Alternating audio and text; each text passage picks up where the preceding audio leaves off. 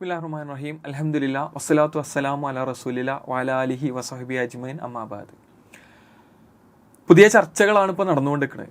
ഒരു ക്ഷേത്രത്തിൻ്റെ ഉദ്ഘാടനം ബന്ധപ്പെട്ട ചർച്ചകളാണ് സമൂഹത്തിൽ ഇങ്ങനെ നടന്നുകൊണ്ടിരിക്കുന്നത്.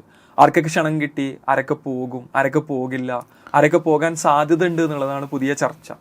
ഒരു പള്ളി നിൽക്കുന്ന സ്ഥലത്ത് ആ പള്ളി പൊളിച്ച് അവിടെ ഒരു ക്ഷേത്രം വരികയും ആ വന്ന ക്ഷേത്രത്തിൻ്റെ ഉദ്ഘാടനത്തിന് ആരൊക്കെ പോകൂല എന്നുള്ള കൺസേൺ അല്ലെങ്കിൽ പോകുന്നുള്ള ചിന്തകളാണ് മലയാളി അല്ലെങ്കിൽ ഇന്ത്യയുടെ മൊത്തം പൊതുസമൂഹത്തിൽ ഇങ്ങനെ നിറഞ്ഞുകൊണ്ടിരിക്കുന്നത്. എന്താണ് ശരിക്ക് ഇവിടെ സംഭവിക്കുന്നത്? മുൻകാലത്ത് ഇതിനെതിർത്തിരുന്ന ആളുകളിൽ പോലും ഇപ്പോൾ അത്രയൊന്നും പ്രശ്നമല്ല എന്നുള്ളൊരു സോഫ്റ്റ് കോർണർ നിലപാടിലേക്ക് ഇവരൊക്കെ എത്തുന്നതായി നമുക്ക് കാണാൻ സാധിക്കും. എന്താണ് ശരിക്കും ഇവിടെ സംഭവിക്കുന്നത്? ഫാസില പറഞ്ഞത് നമ്മൾ വളരെ ഗൗരവത്തോടു കൂടി നോക്കിക്കാണേണ്ട, നമ്മളുടെ രാജ്യത്തിനും സമൂഹത്തിനും സംഭവിക്കുന്ന വളരെ അപകടകരമായ ചില മാറ്റങ്ങളാണ്. അത് പിന്നെ നമുക്കെല്ലാവർക്കും അറിയാം. നമ്മളെല്ലാം ചെറുപ്പകാലം എന്ന് പറയുന്നത് ബാബരി, നമ്മളുടെയൊക്കെ ഒരു രാഷ്ട്രീയ ബോധം, ആ രാഷ്ട്രീയ ബോധം രൂപപ്പെട്ടു വരുന്ന സമയത്ത് വളരെ പ്രധാനപ്പെട്ടൊരു വിഷയമാണ് ബാബരി മസ്ജിദ് എന്ന് പറയുന്നത്. അപ്പോൾ എനിക്കൊക്കെ ഒരു 5 വയസ്സുള്ള സമയത്താണ് ബാബരി മസ്ജിദ് തകർക്കപ്പെടുന്നത്. അതുകൊണ്ട് തന്നെ അതിൻ്റെ വളരെ കൃത്യമായ വിശദാംശങ്ങളൊന്നും ആ രീതിയിൽ ഓർത്തെടുക്കാൻ പറ്റിക്കൊള്ളണമെന്നില്ല. പക്ഷെ അതിന് തൊട്ടുടനെയുള്ള വർഷങ്ങളിൽ അതുമായി ബന്ധപ്പെട്ട ചർച്ചകൾ കൊണ്ട്, സംവാദങ്ങൾ കൊണ്ട്, പ്രതിഷേധങ്ങൾ കൊണ്ടും ഒക്കെ മുഖരിതമായിരുന്നു നമ്മുടെ പൊതുമണ്ഡലം എന്ന് പറയുന്നത്. അതുമായി ബന്ധപ്പെട്ട പുസ്തകങ്ങൾ, ലേഖനങ്ങൾ, പത്രങ്ങളിൽ വരുന്ന ചർച്ചകൾ, സെമിനാറുകൾ, സമ്മേളനങ്ങൾ, പോസ്റ്ററുകൾ, നോട്ടീസുകൾ, ഇങ്ങനെ പലതും കൊണ്ട് നിറഞ്ഞ ബാല്യകൗമാരങ്ങളിലൂടെയാണ് നമ്മളൊക്കെ കടന്നു വരുന്നത്. ഇപ്പോൾ മലയാളത്തിലൊക്കെ തന്നെ വളരെ പ്രധാനപ്പെട്ട പുസ്തകങ്ങൾ, ഇപ്പോൾ MP വീരേന്ദ്രകുമാറിൻ്റെ രാമൻ്റെ ദുഃഖം എന്ന് പറയുന്ന പുസ്തകം, അത് ആ കാലത്ത് ധാരാളമായി വായിക്കപ്പെടുകയും ചർച്ച ചെയ്യപ്പെടുകയും ഒക്കെ ചെയ്തൊരു പുസ്തകമാണ്. അദ്ദേഹത്തിൻ്റെ നിലപാടുകളിലെ പിൽക്കാല പരിണാമങ്ങളെ പറ്റിയല്ല ഞാൻ പറയുന്നത്.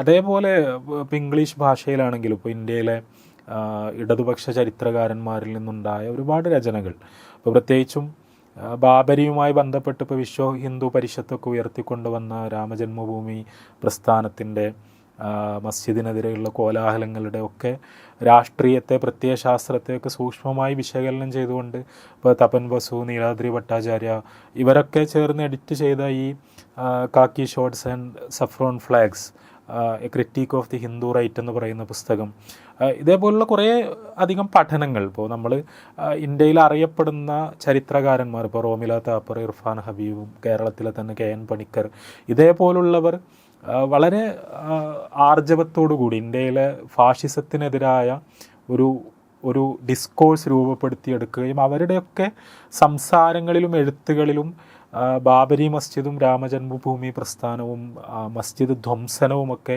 വളരെ പ്രധാനപ്പെട്ട പ്രമേയങ്ങളായി കടന്നു വരികയും അവയിലൂടെയെല്ലാം നമ്മളുടെ ഒരു മതേതര പൊതുമണ്ഡലം, പ്രത്യേകിച്ചും കേരളത്തിലൊക്കെ ഇന്ത്യയുടെ ആത്മാവിനേറ്റ വലിയ ക്ഷതമായി മസ്ജിദ് ധ്വംസനത്തെ മനസ്സിലാക്കുകയും അതിനെതിരെയുള്ളൊരു പ്രതിപക്ഷമായി മതേതര മണ്ഡലം പൊതുവിൽ മനസ്സിലാക്കപ്പെടുകയും ഒക്കെ ചെയ്തിരുന്ന വർഷങ്ങളിലൂടെയാണ് നമ്മളൊക്കെ കടന്നു വരുന്നത്. എനിക്ക് തോന്നുന്നത് എൻ്റെ തലമുറയിൽപ്പെട്ടവർ എന്നല്ല, ഒരുപക്ഷെ എൻ്റെ തൊട്ട് മുതിർന്ന തലമുറയിൽപ്പെട്ട ആളുകളും അവരുടെയൊക്കെ അടക്കം ഫാഷിസത്തോടുള്ളൊരു വളരെ ശക്തമായി എതിർപ്പ് രൂപപ്പെട്ടതിൻ്റെ വളരെ മൂർത്തമായ ഒരു ചരിത്ര സന്ദർഭം എന്ന് പറയുന്നത് തന്നെ ബാബരി മസ്ജിദുമായി ബന്ധപ്പെട്ടുണ്ടായ ഈ കോലാഹലമാണ്. ഇപ്പോൾ VHP മാത്രമല്ല, അല്ലെങ്കിൽ ശിവസേന, ഇപ്പോൾ തോമസ് ബ്ലോം ഹാൻസൻ്റെ അദ്ദേഹത്തിൻ്റെ മുംബൈയെക്കുറിച്ചുള്ള പഠനം, അതിൽ ഈ മുംബൈയിൽ ഈ ഹിന്ദു വർഗീയതയും രാമജന്മഭൂമി പ്രസ്ഥാനവും ഒക്കെ എങ്ങനെ പ്രവർത്തിച്ചു, ആ നഗരത്തിൻ്റെ ഒരു ബഹുസ്വരമായ സാമൂഹിക സ്ഥലിയെ ഇതുമായി ബന്ധപ്പെട്ട പ്രക്ഷോഭങ്ങളും മുദ്രാവാക്യങ്ങളും മസ്ജിദ് തകർത്തതിൻ്റെ ആഘോഷങ്ങളും ഒക്കെ എങ്ങനെ വിഷലിപ്തമാക്കി, എങ്ങനെ കീറി മുറിച്ചു എന്നൊക്കെ ചൂണ്ടിക്കാണിച്ചുകൊണ്ടുള്ള പഠനങ്ങൾ, അവയൊക്കെ പുറത്തു വരികയും അവയൊക്കെ വ്യാപകമായി വായിക്കപ്പെടുകയും ഒക്കെ ചെയ്ത, ആർക്കും ആ വിഷയത്തിൽ പ്രത്യേകിച്ച് സംശയങ്ങളൊന്നുമില്ലാതിരുന്ന, അതായത് ഇന്ത്യൻ സമൂഹത്തെ വർഗീയമായി വംശീയമായി വിഭജിച്ച, ഇവിടെ വെറുപ്പിൻ്റെ വലിയ വിശപ്പുക തുറന്നുവിട്ട ഒരു പ്രസ്ഥാനമായിരുന്നു രാമജന്മഭൂമി പ്രസ്ഥാനം എന്ന കാര്യം ലാൽകൃഷ്ണ അദ്വാനി അദ്ദേഹം നടത്തിയ രഥയാത്ര എന്ന് പറയുന്നത്, അത് ഇന്ത്യയിൽ നൂറ്റാണ്ടുകളായി വികസിച്ചു വന്ന മൈത്രിയുടെ വലിയ പാരസ്പര്യത്തിൻ്റെ കണ്ണികളെ നിർദ്ദയം അറുത്തുമുറിച്ചുകൊണ്ടാണ് അത് മുന്നോട്ട് പോയത് എന്ന കാര്യം. അല്ലെങ്കിൽ കർഷകർ 1992 ഡിസംബർ 6 ബാബരി മസ്ജിദിൻ്റെ താഴികക്കുടങ്ങൾ തകർത്ത സമയത്ത് ഇന്ത്യ എന്ന് പറയുന്ന ആശയമാണ് യഥാർത്ഥത്തിൽ തകർന്നു വീണത് എന്ന കാര്യം ഇതിലൊന്നും ആർക്കും സംശയമില്ലാതിരുന്ന, ആ കാര്യങ്ങൾ വളരെ വ്യക്തമായിരുന്ന, ഈ പ്രവർത്തനങ്ങൾക്കൊക്കെ നേതൃത്വം കൊടുത്തവർ അവർ ഉയർത്തിപ്പിടിച്ച ഈ വിധ്വംസക രാഷ്ട്രീയത്തെ എല്ലാവരും വെറുത്തിരുന്ന, അതിനെ ഒറ്റക്കെട്ടായി എതിർക്കാൻ കഴിഞ്ഞിരുന്ന ഒരു സാംസ്കാരിക സാമൂഹിക രാഷ്ട്രീയ സാഹചര്യത്തിൽ നിന്ന് വ്യത്യസ്തമായി ഇപ്പോൾ നടക്കുന്ന ഈ ഒരു സെലിബ്രേഷൻ എന്ന് പറയുന്നത്, അവിടെ ഉയരുന്ന ഫാസിലിപ്പോൾ പറഞ്ഞ ഈ ക്ഷേത്രത്തിൽ നടക്കുന്ന പ്രതിഷ്ഠയുമായി ബന്ധപ്പെട്ട്, ആ ചടങ്ങുമായി ബന്ധപ്പെട്ട് ഉണ്ടാകുന്ന ഒരു കാർണിവൽ മൂഡ്, അത് ഒരു വലിയ ഷിഫ്റ്റ് തന്നെയാണ്. ആ ഷിഫ്റ്റ് എന്ന് പറഞ്ഞാൽ ഒരു പക്ഷേ അതിനാവശ്യമായ വിത്തുകൾ നേരത്തെ ഇവിടെ ഉണ്ടായിരുന്നിരിക്കാം, നമ്മുടെ സാംസ്കാരിക മണ്ഡലത്തിൽ ഉണ്ടായിരുന്നിരിക്കാം. പക്ഷേ വളരെ പ്രകടമായി തന്നെ നമ്മുടെ മാധ്യമങ്ങൾ, ആ മാധ്യമങ്ങൾ പ്രത്യേകിച്ചും മുഖ്യധാരാ മാധ്യമങ്ങൾ മലയാളത്തിൽ പോലും ഇതിൻ്റെ ഈ ഒരു വശത്തെക്കുറിച്ച് നേരത്തെ സംസാരിച്ചിരുന്ന, അത് മുന്നോട്ട് വെക്കുന്ന വളരെ അപകടകരമായ സൂചനകളെക്കുറിച്ച് എല്ലാവരും മൗനം പാലിക്കുകയും ഒരു തരം ദേശീയ ഉത്സവത്തിൻ്റെ ഉന്മാദത്തിൻ്റെ ഒരവസ്ഥയിലേക്ക് എല്ലാവരും ചേർന്ന് മാറിപ്പോവുകയും ചെയ്യുന്ന ഒരു സ്ഥിതിവിശേഷം ഇവിടെ ഉണ്ട്. ഇവിടെ എന്താണെന്ന് വെച്ചാൽ ഒരു കോടതി വിധിയുടെ അടിസ്ഥാനത്തിൽ ഉയരുന്ന ഒരു കെട്ടിടം എന്നതിനപ്പുറത്ത്, അല്ലെങ്കിൽ ഒരു പള്ളിയുടെയും ഒരു ക്ഷേത്രത്തിൻ്റെയും പ്രശ്നം എന്നതിനപ്പുറത്തുള്ള ഇതിൻ്റെ മാനങ്ങളെക്കുറിച്ച് വളരെ ഗൗരവത്തിൽ ആലോചിക്കാൻ പലരും സന്നദ്ധമാകുന്നില്ല എന്നതാണ് അതിൻ്റെ യാഥാർത്ഥ്യം. ഇത് യഥാർത്ഥത്തിൽ ഒരു സ്ഥലത്ത്, പള്ളി പൊളിച്ച ഒരു സ്ഥലത്ത് ഒരു അമ്പലം ഉയരുന്നതിൻ്റെ മാത്രം ഒരു കാര്യമല്ല, അതിനപ്പുറത്തൊരു പ്രതീകാത്മകത അതിന് വളരെ കൃത്യമായി തന്നെ നമുക്ക് കാണാൻ കഴിയും. അത് ഒരു ഇന്ത്യ എന്ന് പറയുന്ന ഒരു രാജ്യം, ആ രാജ്യം ഇതുവരെ നിലനിന്നിരുന്നൊരു സ്വഭാവത്തിൽ നിന്ന് മറ്റൊരു സ്വഭാവത്തിലേക്ക് മാറുന്നതിൻ്റെ, ഇന്ത്യ എന്ന് പറയുന്ന ഒരു ആധുനിക ജനാധിപത്യ മതനിരപേക്ഷ റിപ്പബ്ലിക്കായി വിഭാവനം ചെയ്യപ്പെട്ട ഒരു സംവിധാനം പതുക്കെ ഒരു ഹിന്ദു രാഷ്ട്രത്തിൻ്റെ സ്വഭാവത്തിലേക്ക് മാറിക്കൊണ്ടിരിക്കുകയാണ് എന്ന് സാമൂഹിക ശാസ്ത്രജ്ഞന്മാർ പലരും മുന്നറിയിപ്പ് നൽകിയിരുന്നെങ്കിൽ അതിൻ്റെ ഏറ്റവും പ്രകടമായ മൂർത്തമായ ഒരു സന്ദർഭം നമ്മൾക്ക് മുന്നിൽ ഇതൾ വിരിയുകയാണ് ചെയ്യുന്നത് എന്ന യാഥാർത്ഥ്യത്തെ വളരെ ഗൗരവത്തിലെടുക്കാൻ കഴിയാത്തത് കൊണ്ടോ അതിൽ ഒരു രഹസ്യമായ സന്തോഷമോ ഉന്മാദമോ ഒക്കെ പലരെയും ബാധിക്കുന്നത് കൊണ്ടോ ഇതിൻ്റെ ഒരു സെലിബ്രേഷനിലേക്കാണ് എല്ലാവരും പോകുന്നത്. അത് അയോധ്യയിൽ വലിയ തോതിലുള്ള സെലിബ്രേഷൻ നടക്കുന്നു, ഇന്ത്യയിൽ ഒട്ടേറെ ഈ സെലിബ്രേഷനുള്ള ആഹ്വാനങ്ങൾ ഉണ്ടാകുന്നു. ഇത് നമ്മളുടെ രാജ്യത്തിന് ഘടനാപരമായി തന്നെ സംഭവിക്കുന്ന, ഇപ്പോൾ റോമില താപ്പർ അവരുടെ സോമനാഥ ക്ഷേത്രത്തെക്കുറിച്ചുള്ള പഠനമുണ്ട്, വളരെ പ്രസിദ്ധമായ പഠനമാണ്.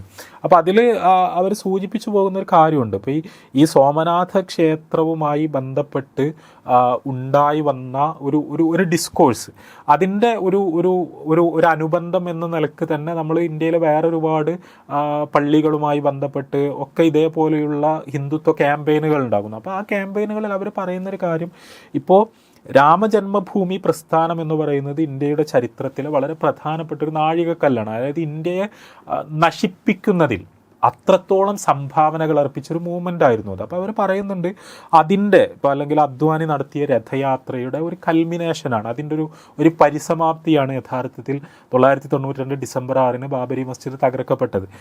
അതിൻ്റെ ഒരു പരിസമാപ്തിയാണ്. അതായത് അതുകൊണ്ട് ഉദ്ദേശിച്ച, ജനങ്ങൾക്കിടയിൽ ഉണ്ടാക്കാൻ ഉദ്ദേശിച്ച ഒരു ഫലത്തിൻ്റെ ഒരു പരിസമാപ്തിയാണ് 2002 ഗുജറാത്തിൽ നടന്ന മുസ്ലിം വംശഹത്യ എന്ന് പറയുന്നത്. അതുകൊണ്ട് ഉദ്ദേശിക്കാൻ ശ്രമിച്ച ഒരു ഫലമാണ്, ഒരു പരിസമാപ്തിയാണ് വാസ്തവത്തിൽ ഏതാണ്ട് 10 വർഷം കഴിയുമ്പോൾ ഇവിടെ ഇന്ത്യയിൽ BJP സർക്കാർ അധികാരത്തിൽ വരിക എന്ന് പറയുന്നത്.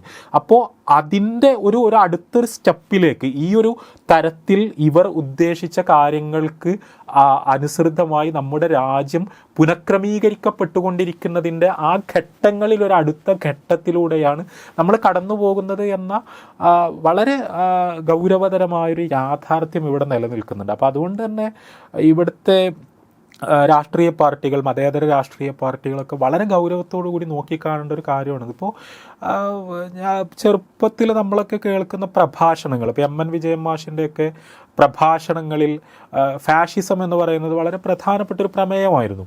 അപ്പോൾ അതൊക്കെ കേൾക്കുന്ന സമയത്ത്, അല്ലെങ്കിൽ ആ കാലഘട്ടത്തിൽ പൊതുവെ ഇതേപോലെയുള്ള സെമിനാറുകൾ, സംവാദങ്ങൾ, പുസ്തകങ്ങൾ ഇതൊക്കെ വായിക്കുന്ന സമയത്ത് ഫാഷിസം എന്ന് പറയുന്നത് നമ്മൾക്ക് ഏറെക്കുറെ വിദൂരത്താണ് എന്ന് തോന്നിയിരുന്ന ഒരു ശത്രുവായിരുന്നുവെങ്കിൽ, ഒരു അപകടമായിരുന്നുവെങ്കിൽ, ഒരു സൈദ്ധാന്തിക ചർച്ചയായിരുന്നെങ്കിൽ, നമ്മൾ അടുപ്പിച്ചുകൂടാ എന്ന മുന്നറിയിപ്പായിരുന്നുവെങ്കിൽ, അത് നമ്മളുടെ മുറ്റത്ത് വന്ന്, നമ്മളുടെ കിടപ്പുമുറിയിൽ വന്ന് അത് ഒരു യാഥാർത്ഥ്യമായി അതിൻ്റെ തണുപ്പ് നമ്മൾ കഴുത്തിൽ അനുഭവിച്ചു കൊണ്ടിരിക്കുന്ന ഒരു സമയത്ത് ആ ഫാഷിസത്തിനെതിരെയുള്ള സമരത്തെ കൂടുതൽ ശക്തമായി മുന്നോട്ട് കൊണ്ടുപോകേണ്ട, ആ ജാഗ്രതയെ കൂടുതൽ മൂർച്ചയുള്ളതാക്കി തീർക്കേണ്ട ഒരു സമയത്ത്, ഇവിടെ ഫാസിൽ പറഞ്ഞ പോലെ ഒരുതരം മറവിയോ, ഒരുതരം മയക്കമോ, ആലസ്യമോ, അല്ലെങ്കിൽ ആനന്ദമോ ആഘോഷമോ ഒക്കെ നമ്മളുടെ പൊതുബോധത്തെ പിടികൂടുന്നു എന്ന് പറയുന്നത് എന്തു തന്നെയാണെങ്കിലും രാജ്യത്തെക്കുറിച്ച് അത്ര നല്ല സൂചനകളല്ല നൽകുന്നത്. അത് പിന്നെ തീർച്ചയായും ഇപ്പോൾ ഒരു രാമക്ഷേത്രം ഉണ്ടാവുക എന്ന് പറയുന്നത് അത് രാമഭക്തരായ ആളുകൾക്കിടയിൽ ഉണ്ടാക്കുന്ന ഒരു വൈകാരിക വേലിയേറ്റം ഉണ്ടാകും. അല്ലെങ്കിൽ അങ്ങനെ ഒരു വൈകാരിക വേലിയേറ്റം ഉണ്ടാക്കാൻ വളരെ ബോധപൂർവമായ ശ്രമങ്ങൾ നടന്നുകൊണ്ടിരിക്കുന്നുണ്ട്. അത് ഒരു ഇലക്ട്രൽ പൊളിറ്റിക്സ് ആണ്.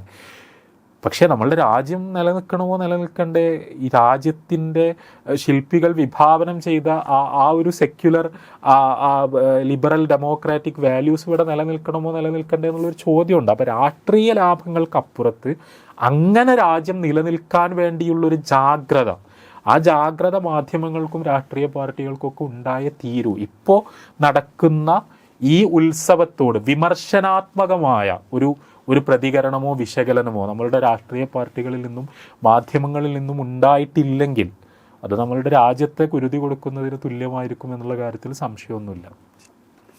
ഇപ്പോൾ നമ്മൾ ഫാഷിസത്തെ കുറിച്ച് പറഞ്ഞു, ഫാഷിസം പടിവാതിൽക്ക് എത്തി നമ്മൾ പറഞ്ഞു. എത്തിയിട്ട് നമ്മൾ ആ ഉറക്കിൽ നമുക്ക് എണീക്കാൻ കഴിയാഞ്ഞിട്ടാണോ, അതോ എണീറ്റ് കഴിഞ്ഞാൽ ഉണ്ടാവുന്ന ഭവിഷ്യത്തുകളെ ഓർത്ത് ഉറക്കത്തിൽ തന്നെ നടിച്ച് കിടക്കുകയാണോ, അതോ ഇനി എണീറ്റ് കഴിഞ്ഞിട്ടും പ്രത്യേകിച്ചൊന്നും ചെയ്യാൻ കഴിയില്ല, അല്ലെങ്കിൽ ചെയ്യാനൊന്നും ഇല്ല എന്നുള്ള രൂപത്തിൽ ഒരു നിസ്സഹായാവസ്ഥയിൽ പ്രതികരണം നഷ്ടപ്പെട്ടു പോയതാണോ ശരിക്ക് പൊതുബോധത്തിന് പറ്റുന്നത്? അല്ല, പൊതുബോധം എന്ന് പറഞ്ഞാൽ ഇവിടെ ഉള്ളൊരു പ്രശ്നം, നമ്മളെക്കുറിച്ച് മാത്രമാണോ ആലോചിക്കുന്നത്, അതോ നമ്മുടെ വരും തലമുറകളെക്കുറിച്ചോ, നമ്മുടെ രാജ്യത്തെക്കുറിച്ചോ, നമ്മുടെ രാജ്യത്തെ മറ്റു മനുഷ്യരെക്കുറിച്ചോ നമ്മൾ ആലോചിക്കുന്നുണ്ടോ എന്നുള്ളതാണ് ഇവിടുത്തെ അടിസ്ഥാനപരമായ വിഷയം. ഇപ്പോൾ കേരളത്തിൽ തന്നെ ഇപ്പോൾ ഒരുപാട് സിനിമാ നടന്മാർ, പിന്നെ സംഗീത രംഗത്ത് പ്രവർത്തിക്കുന്നവർ, ഇവരുടെയൊക്കെ പേരിൽ വലിയ വിവാദങ്ങളുണ്ടായി.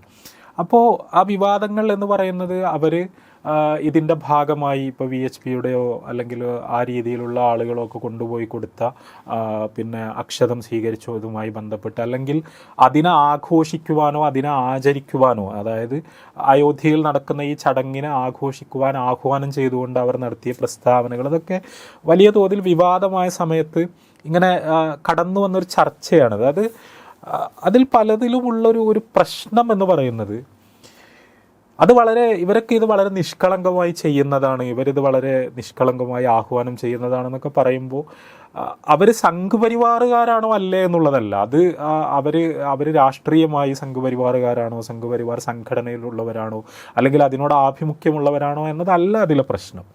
അവർ കലാരംഗത്തുള്ളവരായാലും സാംസ്കാരിക രംഗത്തുള്ളവരായാലും സാഹിത്യ രംഗത്തുള്ളവരായാലും സിനിമാ രംഗത്തുള്ളവരായാലും കായിക രംഗത്തുള്ളവരായാലും ആരാണെങ്കിലും അവർ ഈ സമൂഹത്തിൽ ജീവിക്കുന്നവരാണ്. ആ സമൂഹത്തിൽ ജീവിക്കുന്നവർ എന്ന നിലക്ക് ഈ സമൂഹത്തിൽ നടക്കുന്ന വളരെ പ്രമാദമായ സംഭവങ്ങളെക്കുറിച്ച് അറിയാൻ അവർ ബാധ്യസ്ഥരാണ്. അതിൽ ഒരു നിലപാടെടുക്കുക എന്ന് പറയുന്നത് അവരിൽ നിന്നുള്ള ഏറ്റവും ചുരുങ്ങിയ നൈതികതയാണ്.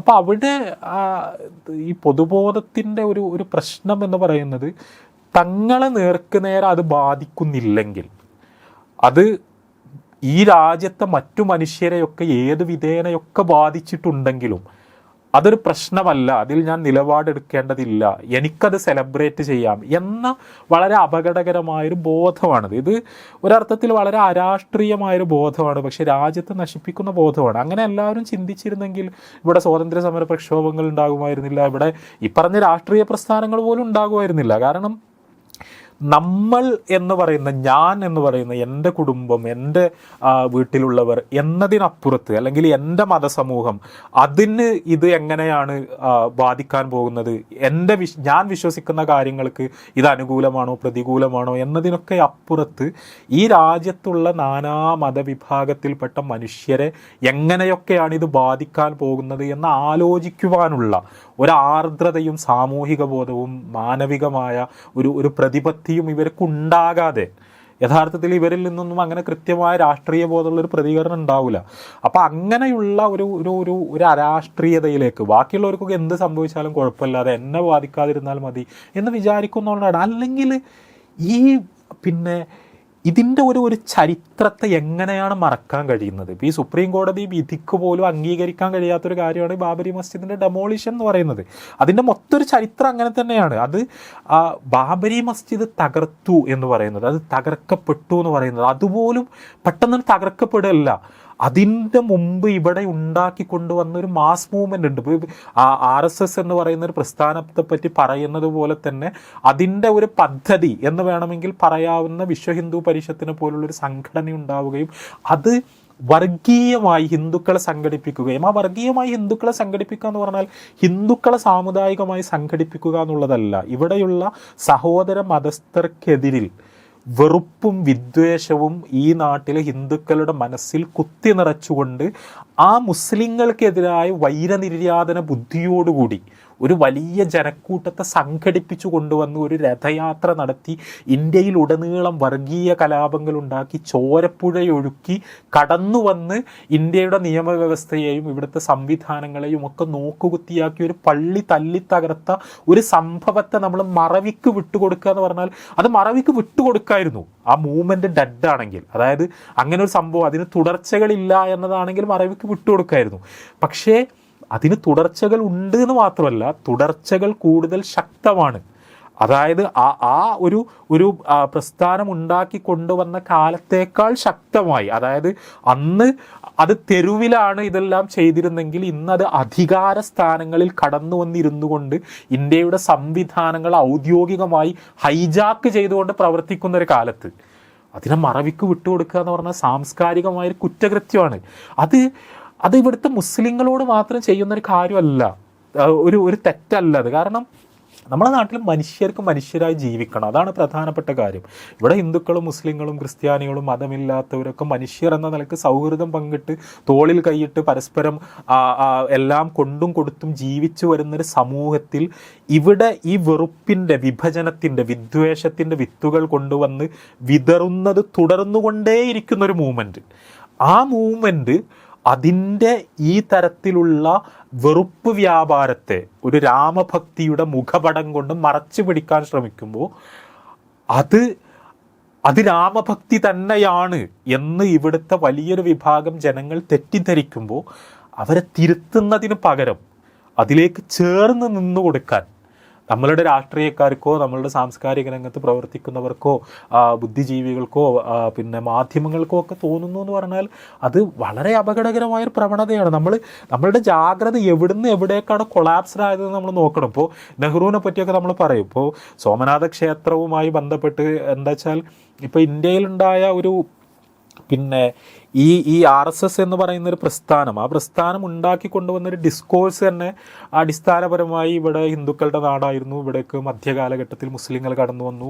ആ മുസ്ലിങ്ങൾ എന്ന് പറഞ്ഞാൽ അതിൽ രാജാക്കന്മാരുണ്ടായിരുന്നു, സൈനികരുണ്ടായിരുന്നു. അവർ ഇവിടുത്തെ ഹിന്ദുക്കളോട് പല അതിക്രമങ്ങളും കാണിച്ചു. അതിനുള്ള ഒരു പ്രതികാരം ചെയ്യാൻ വേണ്ടി ഞങ്ങൾ ഹിന്ദുക്കളെ സംഘടിപ്പിക്കുന്നു എന്ന് പറഞ്ഞുകൊണ്ട് നൂറ്റാണ്ടുകൾക്ക് മുമ്പുള്ള ചരിത്രത്തെ വളരെ വ്യാജമായി ദുർവ്യാഖ്യാനിച്ചുകൊണ്ട് വികലമായി ചിത്രീകരിച്ചുകൊണ്ട് അത് കഴിഞ്ഞ് എത്രയോ നൂറ്റാണ്ടുകൾ കഴിഞ്ഞ് ജീവിക്കുന്ന മനുഷ്യരുടെ ചോര കൊണ്ട് മറുപടി എഴുതുന്ന ഈ ഭ്രാന്ത് എന്ന് പറഞ്ഞാൽ അത് ശരിക്ക് ഇപ്പോൾ തുടങ്ങിയതല്ല. ഇപ്പോൾ സ്വാതന്ത്ര്യ സമര കാലത്ത് തന്നെ ഇതേപോലെയുള്ള വാദങ്ങളുണ്ട്. ഇപ്പോൾ ബാബരി മസ്ജിദുമായിട്ട് ബന്ധപ്പെട്ടത് നേരത്തെ ഉണ്ടല്ലോ. അപ്പോൾ അതിൽ ഇപ്പോൾ സോമനാഥ ക്ഷേത്രം എന്ന് പറയുന്നത് ഇതിൽ വളരെ പ്രധാനപ്പെട്ട ഈ ഒരു ക്യാമ്പയിനിങ്ങിൻ്റെ വളരെ പ്രധാനപ്പെട്ട ഒരു സൈറ്റായിരുന്നു. അപ്പോൾ അതിൽ ഇന്ത്യയിലേക്കുള്ള മുസ്ലിം പടയോട്ടങ്ങളുടെ ഭാഗമായി അവിടെ ആ ക്ഷേത്രത്തിന് ഈ രീതിയിലുള്ള അവിടെ കയ്യേറ്റങ്ങളുണ്ടായി, ആക്രമണങ്ങളുണ്ടായി എന്ന് പ്രചരിപ്പിക്കുകയും ഇന്ത്യക്ക് സ്വാതന്ത്ര്യം കിട്ടിയ ശേഷം ആ സോമനാഥ ക്ഷേത്രത്തെ ഒരു വളരെ വലിയ ഒരു സ്ട്രക്ചറായി ആഘോഷപൂർവ്വം പുനരുദ്ധരിക്കാനുള്ള ശ്രമങ്ങൾ ഉണ്ടാകുകയും ആ ശ്രമങ്ങൾ എന്ന് പറഞ്ഞാൽ ഈ പറഞ്ഞ പോലെ ഒരു ബിൽഡിംഗ് അത് പുനരുദ്ധരിക്കാനുള്ള ഒരു ശ്രമമല്ല, നേരെ മറിച്ച് ഒരു ഹിന്ദു വർഗീയ വികാരത്തെ ആളിക്കത്തിക്കാനോ ഒരു മുസ്ലിം അപരനെ ചൂണ്ടിക്കാണിച്ചുകൊണ്ട് ഞങ്ങളുടെ വീണ്ടെടുപ്പ് നടത്തുന്നു എന്ന് പറയാനോ ഒക്കെ വേണ്ടിയുള്ള വിദ്വേഷഭരിതമായ ഒരു ശ്രമമാണ്. പക്ഷേ നിർഭാഗ്യവശാൽ ദേശീയ പ്രസ്ഥാനവുമായൊക്കെ ബന്ധപ്പെട്ട കെ എം മുൻഷിയെ പോലുള്ള ഒരാൾ ഗുജറാത്തിൽ അതിൻ്റെ ഒരു മുഖമായി മാറുന്നു, അതിൻ്റെ ഒരു മുഖ്യ സംഘാടകനായി മാറുന്നു. അപ്പോൾ അവിടെ ആ സോമനാഥ ക്ഷേത്രത്തിൻ്റെ ഉദ്ഘാടനം ഉണ്ടാകുന്നു. അതിലേക്ക് ഡോക്ടർ രാജേന്ദ്ര പ്രസാദ് ക്ഷണിക്കപ്പെടുന്നു. സർദാർ വല്ലഭായ് പട്ടേലിനെ പോലുള്ള ഒരാൾ അതിനോട് സഹകരിക്കുന്ന ഒരവസ്ഥാവിശേഷം ഉണ്ടാകുന്നു. അപ്പോൾ നെഹ്റു കെ എം മുൻഷിയോടും സർദാർ വല്ലഭായ് പട്ടേലിനോടും രാജേന്ദ്ര പ്രസാദിനോടൊക്കെ പറയുന്നുണ്ട്, ഇത് നിങ്ങൾ ഇന്ത്യ ഗവൺമെൻറ്റിൻ്റെ ഒഫീഷ്യൽ പൊസിഷനുകളിൽ ഇരിക്കുന്ന ആളുകൾ ഇതേപോലെയുള്ള ഒരു മതസ്ഥാപനത്തിൻ്റെ ഇതേപോലെയുള്ളൊരു ഉദ്ഘാടനത്തിൻ്റെയും അതിൻ്റെ നിർമ്മാണത്തിൻ്റെയും ഒക്കെ ഭാഗമായി തീരുന്നത് നമ്മൾ ഇവിടെ സൃഷ്ടിക്കാൻ ഉദ്ദേശിക്കുന്ന ഒരു സെക്യുലർ എത്തോസിനെതിരാണ്, നമ്മൾ ഇവിടെയുള്ള മതേതര മൂല്യങ്ങൾക്കെതിരാണ്, ഇന്ത്യ എന്ന വിഭാവനത്തിനെതിരാണ് എന്ന് പറഞ്ഞുകൊണ്ട് നെഹ്റു അതിൽ നിരന്തരം ഇടപെടാൻ ശ്രമിക്കുന്നത്. ഞാൻ സൂചിപ്പിക്കുന്നത് നെഹ്റു അത് പറയുന്നത് ഒരു സെക്യുലറിസം എന്നൊരു ഗ്രൗണ്ടിൽ നിന്നുകൊണ്ടാണ്. അതായത് ഇന്ത്യയിൽ സ്റ്റേറ്റ് എന്ന് പറയുന്നത് സെക്യുലറാണ്. അപ്പോൾ സ്റ്റേറ്റിന് മതം ഉണ്ടാകരുത്, ഇതൊരു ഹിന്ദു രാജ്യമല്ല. അപ്പോൾ സ്റ്റേറ്റ് നേരിട്ടല്ല അത് സംഘടിപ്പിക്കുന്നത് എന്നുണ്ടെങ്കിൽ പോലും അവിടെ രാജ്യത്തിൻ്റെ ഉത്തരവാദപ്പെട്ട സ്ഥാനങ്ങളിലിരിക്കുന്നവർ അതിൻ്റെ മുഖമായി വരുന്നത് നമ്മളുടെ ഒരു മതേതരത്വം എന്ന് പറയുന്ന ആശയത്തെ ക്ഷീണിപ്പിക്കുന്നതാണ് എന്ന നിലപാടാണ് നെഹ്റു ഉയർത്തിപ്പിടിക്കുന്നത്. ഇപ്പോൾ നമ്മളിപ്പോൾ എവിടെ എത്തിയെന്ന് ചോദിച്ചാൽ, ഇപ്പോൾ അയോധ്യയിൽ ഈ നടക്കുന്ന ചടങ്ങുമായി ബന്ധപ്പെട്ട് കേന്ദ്ര സർക്കാർ അതിൻ്റെ സ്ഥാപനങ്ങളിൽ ഇന്ത്യയിലുടനീളമുള്ള കേന്ദ്ര സർക്കാർ സ്ഥാപനങ്ങളിലെ ജീവനക്കാർക്ക് ദിവസത്തെ അവധി പ്രഖ്യാപിക്കുന്ന, അല്ലെങ്കിൽ ഇന്ത്യയുടെ പ്രധാനമന്ത്രിയും RSSൻ്റെ ഇന്ത്യയിലെ പരമോന്നത സ്ഥാനത്തിരിക്കുന്ന ആളും ഈ ചടങ്ങിലെ പ്രധാനപ്പെട്ട 2 ആളുകളായി കടന്നു വന്ന് ആ ചടങ്ങിനെ സാങ്ഷൻ ചെയ്യുന്ന RSS ഫലത്തിൽ ഇവിടുത്തെ ഭരണകൂടമോ രാജ്യമോ ആയി മാറുന്ന ആ അർത്ഥത്തിലൊരു ഹിന്ദു രാജ്യത്തിൻ്റെ എല്ലാ പ്രതീതിയും ഉണ്ടാകുന്ന തരത്തിലേക്ക് നമ്മൾ വന്നു. പക്ഷേ ഞാൻ സൂചിപ്പിക്കുന്നത് അതിനേക്കാൾ അധികം ഇപ്പോൾ ഈ സോമനാഥ ക്ഷേത്രത്തിൻ്റെ ഒരു പുനരുദ്ധാരണം എന്ന് പറയുന്നത് അത് വലിയൊരു കൾച്ചറൽ പ്രൊജക്റ്റ് ആയിരുന്നു. അതിൻ്റെ പിന്നിലുള്ളൊരു അവർ സൃഷ്ടിക്കാൻ ഉദ്ദേശിച്ച ഒരു ഡിസ്കോഴ്സ് വളരെ ക്ലിയറാണ്. പക്ഷെ അങ്ങനെയാണെങ്കിൽ പോലും അന്ന് അത് ഒരു വർഗീയ കലാപം സംഘടിപ്പിക്കുകയോ ഒരു വംശഹത്യക്ക് മുതിരുകയോ ഒന്നും ചെയ്തിട്ടില്ല. അത് ആ കാലത്ത് ഒരു ക്ഷേത്രം പുനരുജ്ജീവിപ്പിക്കപ്പെടുകയാണ് ചെയ്യുന്നത്. എന്നിട്ട് പോലും നെഹ്റു അതിനോട് അത്രയും ശക്തമായി പ്രതികരിക്കുന്നത് സെക്യുലറിസത്തെക്കുറിച്ചുള്ള അദ്ദേഹത്തിൻ്റെ വളരെ ആ അർത്ഥത്തിലുള്ളൊരു വിഭാവന ഉള്ളതുകൊണ്ടാണ്. ഇന്നത്തെ കാലത്ത് ശരിക്കും ഒരു സെക്യുലർ മൗലികവാദത്തിൻ്റെ തലത്തിൽ നിന്ന് മാത്രം പ്രതികരിക്കേണ്ട ഒരു വിഷയമല്ല അത്. അതായത് ഒരു രാജ്യം ശുദ്ധ മതേതര അവസ്ഥയിൽ നിലനിൽക്കണമോ, സ്റ്റേറ്റ് മതാഘോഷങ്ങളിൽ പങ്കുചേരണമോ, മതസ്ഥാപനങ്ങളുടെ ഉദ്ഘാടനത്തിൽ പങ്കുകൊള്ളണമോ തുടങ്ങിയ സൈദ്ധാന്തിക ചോദ്യങ്ങൾക്കപ്പുറത്ത് ഒരുപാട് മനുഷ്യരുടെ ചോരയും കബന്ധങ്ങളും കയ്യിലായിട്ടുള്ളൊരു മൂവ്മെൻ്റാണിത്. അത് ഞാൻ പറയുന്നത് സെക്യുലറിസത്തെ പറ്റിയുള്ള വളരെ തിയററ്റിക്കലായ അതിൻ്റെ ഒരു പ്യൂരിറ്റിയുമായി ബന്ധപ്പെട്ട ആശങ്കകൾക്കപ്പുറത്ത് നമ്മൾക്ക് ചുറ്റുമുള്ള മനുഷ്യർ മരിച്ചു വീണ മനുഷ്യരുടെ മുകളിൽ നൃത്തം ചവിട്ടി കെട്ടിപ്പടുത്തു കൊണ്ടുവന്ന ജയ് ശ്രീറാം എന്ന് പറയുന്നൊരു മതഭക്തിയുടെ മുദ്രാവാക്യത്തെ പോലും വലിയൊരു ഹിംസയുടെ ആയുധമായി പരിവർത്തിപ്പിച്ച ഒരു സമകാലിക ഇന്ത്യയിൽ നിന്നുകൊണ്ടാണ് നമ്മൾ സംസാരിക്കുന്നത്. അപ്പോൾ നെഹ്റു സംസാരിച്ചതിനേക്കാൾ ശക്തമായി സംസാരങ്ങൾ നടക്കേണ്ട ഒരു സമയമാണിത്. അപ്പോൾ ഞാൻ പറയുന്നത് എന്താണെന്ന് വെച്ചാൽ, നമ്മളിത് ഒരു സെക്യുലറിസവുമായി ബന്ധപ്പെട്ടോ ഭരണഘടനയുമായി ബന്ധപ്പെട്ടോ ഒക്കെയുള്ള ചർച്ചകൾ മറന്നാൽ പോലും നമ്മൾക്ക് ചുറ്റുമുള്ള മനുഷ്യരുടെ കൂട്ടക്കൊലകൾക്ക്, അതായത് ഒരു രഥയാത്ര മുതൽ 90കളിൽ ഉണ്ടാകുന്ന കലാപങ്ങൾ മുതൽ 2002 ഗുജറാത്തിലെ അവിടെയുണ്ടായ കൂട്ടക്കൊല മുതൽ അവിടെ നിന്ന് ഇങ്ങോട്ട് പിന്നീട് ഇന്ത്യയിൽ മുസ്ലിങ്ങൾക്കും ദലിതുകൾക്കും എതിരെ ഉണ്ടായി ഉണ്ടായിക്കൊണ്ടിരിക്കുന്ന പലതരത്തിലുള്ള കയ്യേറ്റങ്ങൾ, ക്രിസ്ത്യാനികൾക്കെതിരെ ഉണ്ടാകുന്ന കയ്യേറ്റങ്ങൾ, ഇതൊന്നും ഒരു മുസ്ലിം ഇഷ്യൂ എന്നുള്ളതല്ല. ഇത് പലരും അങ്ങനത്തെ വളരെ വ്യാജമായ തെറ്റിദ്ധാരണകളിലാണ്. ഇതൊക്കെ മുസ്ലിങ്ങൾ അനുഭവിച്ചോളൂ, മുസ്ലിങ്ങൾക്കെതിരെയുള്ള ഒരു ക്യാമ്പയിനാണ് എന്ന് വിചാരിച്ച് ഇതിനോടൊക്കെ സഹകരിക്കാൻ ശ്രമിക്കുന്ന പല സുഹൃത്തുക്കളുണ്ട്. അത് ഒന്നാമതെന്താ വെച്ചാൽ മുസ്ലിങ്ങളെ മാത്രമേ ബാധിക്കൂ എന്ന് വന്നാൽ പോലും അങ്ങനെ ഒരു നിലപാടെടുക്കാൻ കഴിയാന്ന് പറഞ്ഞാൽ അത്രക്കും മനുഷ്യത്വമില്ലാത്ത ഒരാൾക്കേ കഴിയൂ. പക്ഷെ അതിനപ്പുറത്ത് മുസ്ലിങ്ങൾ മാത്രമല്ല, ഈ നാട്ടിലെ ക്രിസ്ത്യാനികൾ, ഈ നാട്ടിലെ ദലിതർ, ഈ നാട്ടിലെ ആദിവാസികൾ, ഈ നാട്ടിലെ പലതരം പിന്നാക്ക ജാതികൾ, ഇവരെ ഒന്നും മനുഷ്യരായി കണക്കാക്കാത്ത, ഇവരെയൊക്കെ വംശഹത്യ നടത്തണമെന്ന് വിചാരിക്കുന്ന, അല്ലെങ്കിൽ അവരെ അടിമകളാക്കണമെന്ന് വിചാരിക്കുന്ന, അവരെ സമൂഹത്തിൻ്റെ താഴെ തട്ടിലാക്കി ചവിട്ടിത്തേക്കണമെന്ന് വിചാരിക്കുന്ന അത്തരത്തിലുള്ള ഒരു സവർണാധിപത്യത്തിലേക്ക് ഇന്ത്യയെ കൊണ്ടുപോകാൻ ശ്രമിക്കുന്ന ഒരു മൂവ്മെൻറ്റ്, ആ മൂവ്മെൻറ്റിൻ്റെ ക്യാമ്പയിനിൻ്റെ ഭാഗമായി അതിൻ്റെ ഓരോ ഘട്ടങ്ങളിലൂടെ കടന്നു പോകുന്ന സമയത്ത്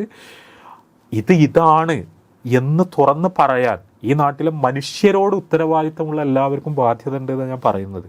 അപ്പോൾ അത് നിർവഹിക്കുക എന്ന് പറഞ്ഞാൽ ഒരു മിനിമം രാഷ്ട്രീയ ബോധമാണ്, നൈതിക ബോധമാണ്. ഒരു 4 വോട്ടിനെ കുറിച്ചോ അല്ലെങ്കിൽ അടുത്ത ഇലക്ഷനിൽ ഒരു സീറ്റിനെ പറ്റിയോ ആലോചിച്ചിട്ട് അതിൻ്റെ അടിസ്ഥാനത്തിൽ മിണ്ടണോ മിണ്ടാതിരിക്കണോ എന്ന് തീരുമാനിക്കേണ്ട വിഷയമല്ലത്. അപ്പം അങ്ങനെ തന്നെ നോക്കിക്കാണാൻ ഇവിടുത്തെ ഈ രീതിയിലുള്ള ആളുകൾക്ക് കഴിയട്ടെ എന്ന് പ്രാർത്ഥിക്കാനേ നമുക്ക് പറ്റുള്ളൂ. നമ്മൾ നെഹ്റുവിനെ കുറിച്ച് പറഞ്ഞു. നെഹ്റുവിൻ്റെ പിന്മുറക്കാരാണല്ലോ ശരിക്കും ഈ ബാബരി പ്രശ്നം ഉണ്ടാകുന്ന സമയത്ത് രാജ്യം ഭരിക്കുന്നത് ദേശീയ പ്രസ്ഥാനം. പക്ഷേ ആ ദേശീയ പ്രസ്ഥാനം ബാബരി പ്രശ്നം നേരിടുന്നതിൽ പരാജയപ്പെട്ടു എന്ന് വേണ്ട നമ്മൾ മനസ്സിലാക്കാൻ.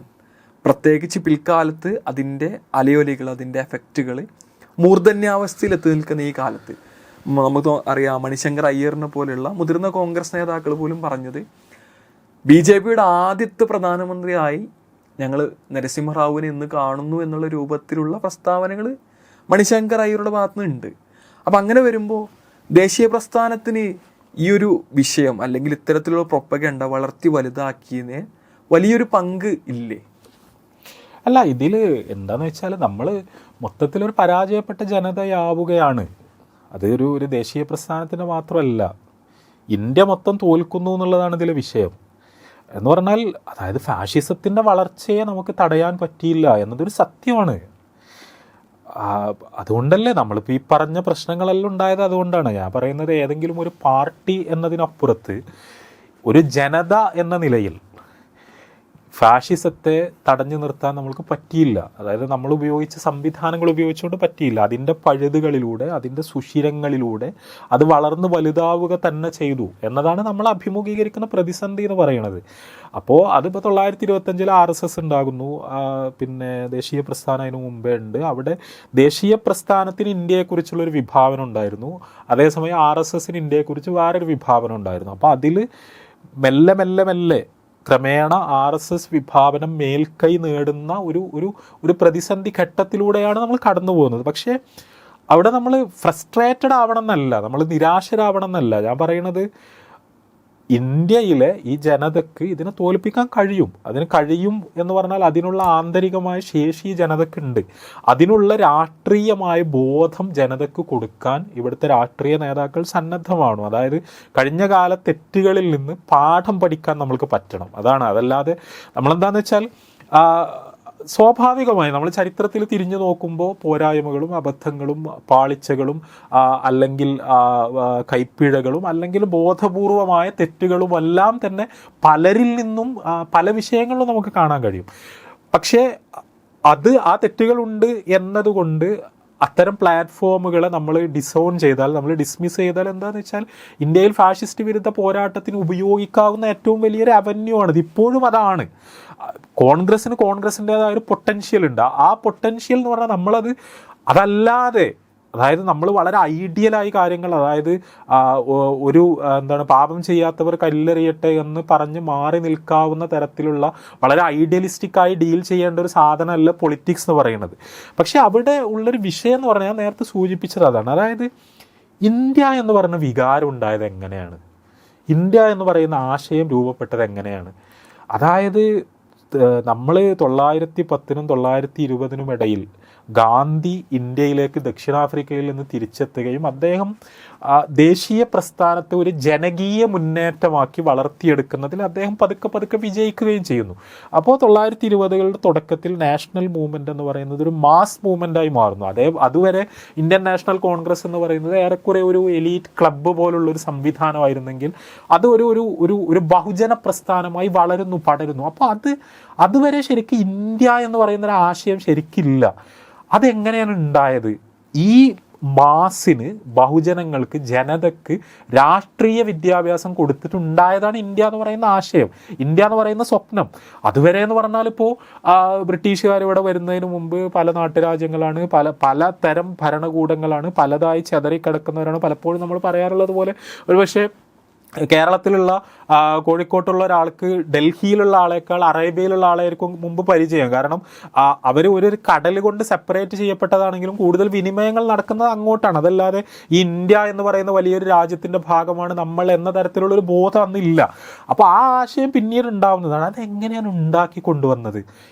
ഇത്ര വലിയൊരു രാജ്യത്തെക്കുറിച്ചുള്ള ഒരു ആശയം നമ്മൾ ഉണ്ടാക്കി കൊണ്ടുവന്നത് അടിസ്ഥാന തലത്തിൽ ജനതയ്ക്ക് രാഷ്ട്രീയ വിദ്യാഭ്യാസം കൊടുത്തിട്ടാണ്.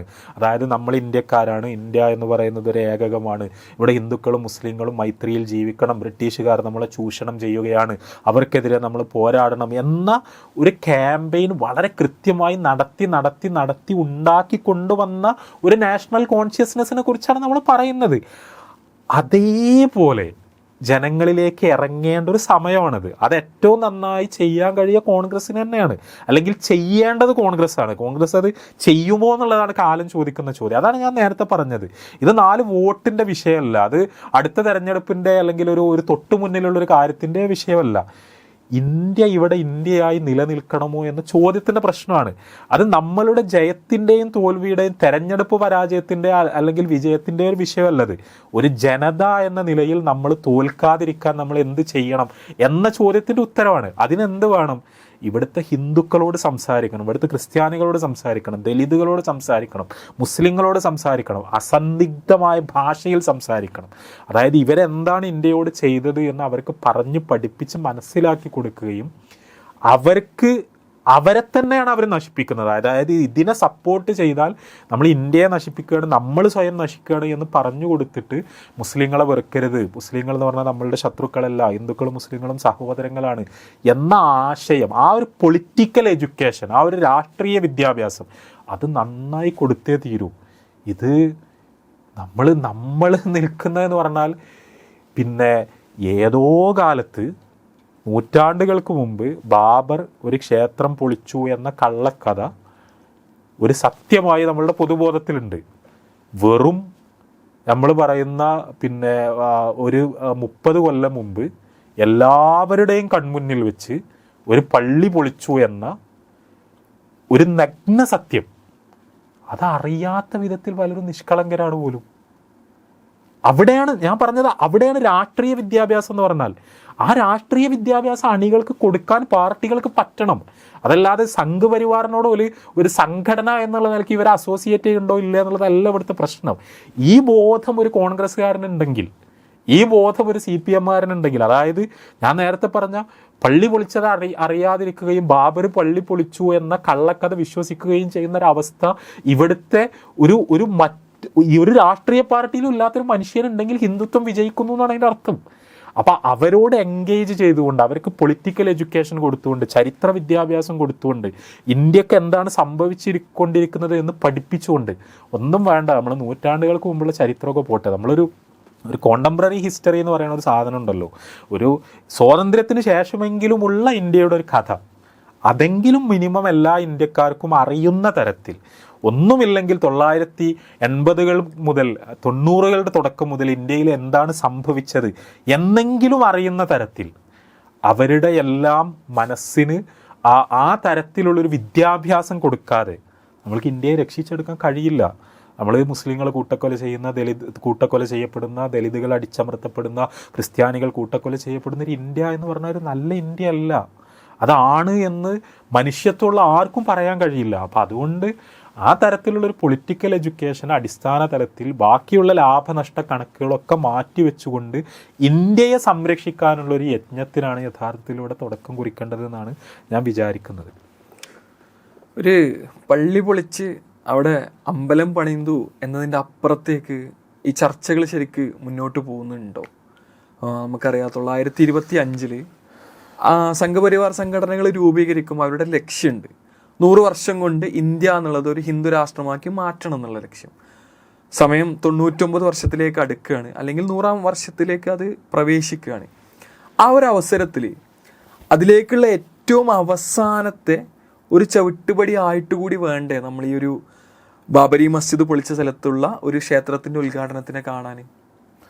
അല്ല, അതെ, അതായത് ഇവിടെയുള്ള സംഘപരിവാർ എന്ന് പറയുന്നത് അവരുദ്ദേശിച്ച ഒരു ലക്ഷ്യത്തിലേക്ക് വളരെ കൃത്യമായി മുന്നോട്ട് പോയിക്കൊണ്ടിരിക്കുകയാണ്.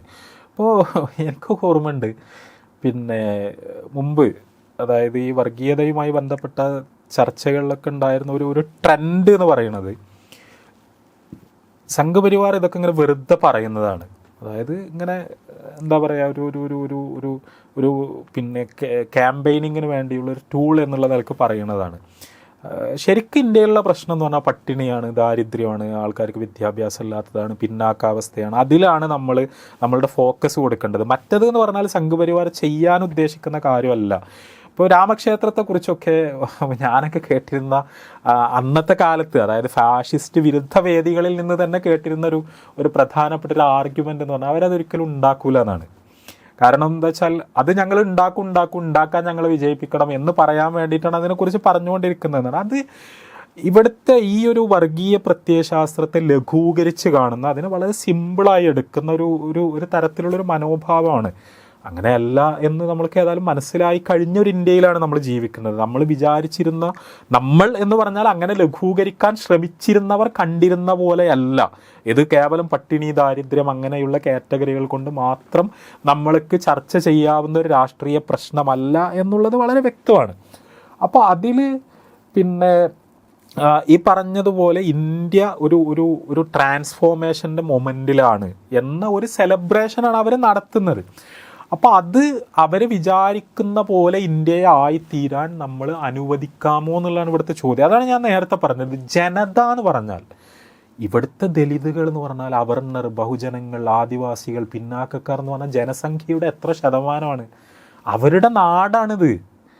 ആ നാട് ഒരു ന്യൂനപക്ഷം വരുന്ന സവർണർ, ആ സവർണരിൽ തന്നെ ഈ വർഗീയ പ്രത്യയശാസ്ത്രം തലക്ക് ബാധിച്ച വളരെ ചുരുക്കം ആളുകൾ ഒരു നാടിനെ അവരിൽ നിന്ന് തട്ടിയെടുക്കാൻ ശ്രമിക്കുന്ന സമയത്ത് നമ്മൾ നടത്തിയ സ്വാതന്ത്ര്യ സമരങ്ങളും നമ്മളുണ്ടാക്കിയ ഭരണഘടനയും നമ്മൾ ഒരുമിച്ച് വിളിച്ച മുദ്രാവാക്യങ്ങളും ഇതൊക്കെ പാഴായി പോകുന്ന തരത്തിൽ അവരെ ഇത് ഏറ്റെടുക്കാൻ അനുവദിക്കാമോ എന്നുള്ളതാണ് ചോദ്യം. അപ്പോൾ അത് ഞാൻ പറയുന്നത്, നമ്മൾ പ്രതീക്ഷയോടുകൂടി പ്രത്യാശയോടുകൂടി പരിശ്രമിച്ചാൽ ഇന്ത്യയെ നമുക്ക് വീണ്ടെടുക്കാൻ കഴിയുമെന്ന് തന്നെയാണ് നമ്മൾ വിചാരിക്കേണ്ടത്. കാരണം വീണ്ടെടുക്കാൻ പറ്റിയേ തീരൂ നമ്മൾക്ക്. കാരണം നമ്മൾക്ക് ഈ നാട്ടിൽ അങ്ങനെ തന്നെ ജീവിക്കണം.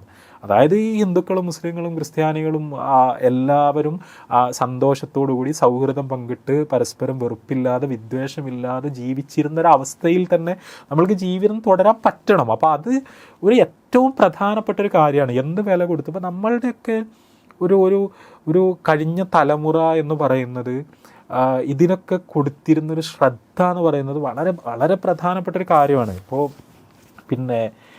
എൻ്റെ ഓർമ്മയിൽ ഇപ്പോഴും പച്ച പിടിച്ച് നിൽക്കുന്ന ഒരു കാര്യം എന്ന് പറഞ്ഞാൽ, ഞാൻ സ്കൂളിൽ പഠിക്കുന്ന സമയത്താണ് അന്ന് ഈ ബാബരി മസ്ജിദ് ധ്വംസനം എന്ന് പറയുന്നത് നടന്ന് അതിൻ്റെ ഇങ്ങനെ തൊട്ടുടനെയുള്ള വർഷങ്ങൾ ഇങ്ങനെ മുന്നോട്ട് പോവുകയാണ്. അപ്പോൾ സ്വാഭാവികമായി ഈ ഡിസംബർ 6 എന്ന് പറയുന്നത് ഒരു പ്രതിഷേധ ദിനമാണ്. അത് അന്ന് ഏതെങ്കിലുമൊക്കെ തരത്തിലുള്ള പ്രതിഷേധ പരിപാടികൾ ആരിൽ നിന്നെങ്കിലുമൊക്കെ ഉണ്ടാകാറുണ്ടായിരുന്നു. അങ്ങനെ അന്നിങ്ങനെ പുറത്തിറങ്ങുന്ന ഈ പോസ്റ്ററുകൾ ഒക്കെ നമ്മളുടെ ചെറുപ്പത്തിലെ ഡിസംബർ 6 കാഴ്ചകൾ എന്ന് പറയുന്നത് പൊതുവിൽ അതാണ്. അപ്പോൾ ബാബരി മസ്ജിദിൻ്റെ താഴികക്കുടങ്ങൾ തകർന്നു വീണത് മൊത്തം ഇന്ത്യയുടെ ദുഃഖമാണ് എന്ന ഒരു തലം അന്തരീക്ഷത്തിലൊക്കെ നിറഞ്ഞു നിൽക്കുന്ന ഒരു സമയമാണ്. അപ്പോൾ അന്നൊരു റമദാൻ മാസമാണ്. ഞാനിപ്പോഴും ആലോചിക്കുന്നത്, ഞാനിങ്ങനെ ഈ സുബഹിസ്കരിക്കാൻ വേണ്ടി ഉപ്പാൻ്റെ കൂടെ ഇങ്ങനെ വരികയാണ്. അപ്പോൾ ചെറിയ ഇരുട്ടുണ്ട്, ഇടവഴിയിലൂടെയാണ് നടന്നു വരുന്നത്. അപ്പോൾ റോഡിലെത്തിയ സമയത്ത് ഇങ്ങനെ ദൂരെ നിന്ന് കാണാം, റോഡിൽ ഇങ്ങനെ നിറയെ വെളിച്ചം നിറഞ്ഞു നിൽക്കുന്നുണ്ട്. അപ്പോൾ സുബൈക്ക് അങ്ങനെ വെളിച്ചമുണ്ടാവില്ലല്ലോ. അവൾ റോഡിൽ എത്തിയപ്പോൾ കാണുന്നത് എന്താണെന്ന് വെച്ചാൽ ഈ ടയറൊന്നായിട്ട് ഇങ്ങനെ കൂട്ടി കത്തിച്ചിട്ട് റോഡിന് ഇങ്ങനെ കുറുകെ പിന്നെ ആകെ തീയാണ്. അപ്പോൾ അന്ന് നാട്ടിൽ NDF പ്രവർത്തകർ അവർ ഡിസംബർ 6 ഹർത്താലിന് ആഹ്വാനം ചെയ്തിരുന്നു. അപ്പോൾ ആ ഹർത്താലിൻ്റെ ഭാഗമായിട്ട് പിന്നെ ഇവർ റോഡ് ബ്ലോക്കാക്കിയതാണ്. അതായത് വണ്ടികൾക്ക് പോകാൻ കഴിയാത്ത രീതിയിൽ റോഡ് ബ്ലോക്കാക്കിയാണ്. അതിന് വേണ്ടി ടയർ കത്തിച്ചാണ്. അപ്പോൾ അത് കണ്ടിട്ട് എൻ്റെ ഉപ്പ അസ്വസ്ഥനായത് എനിക്ക് ഓർമ്മയുണ്ട്. അപ്പോൾ ഇപ്പോൾ ഇങ്ങനെ പള്ളിയിലേക്ക് പോകുന്ന സമയത്ത് അതിനെപ്പറ്റി ഇങ്ങനെ എന്നോട് ഇങ്ങനെ സംസാരിച്ചതും, അതായത് ഉപ്പാൻ്റെ ഒരു സങ്കടം, അതായത് അങ്ങനെ ചെയ്യേണ്ടതില്ലായിരുന്നു, അത് ചെയ്യാൻ പാടില്ലായിരുന്നു, പള്ളി പൊളിച്ചത് വലിയൊരു അനീതിയാണെന്നും, അതായത് അവരുടെയൊക്കെ ഒരു മനസ്സ് എന്ന് പറഞ്ഞാൽ ഇതിന് കോടതി പരിഹാരം ഉണ്ടാക്കും, സ്റ്റേറ്റ് പരിഹാരം ഉണ്ടാക്കും, ഇത് ഇന്നല്ലെങ്കിൽ നാളെ തിരുത്തപ്പെടുന്ന ഒരു അനീതിയാണ്.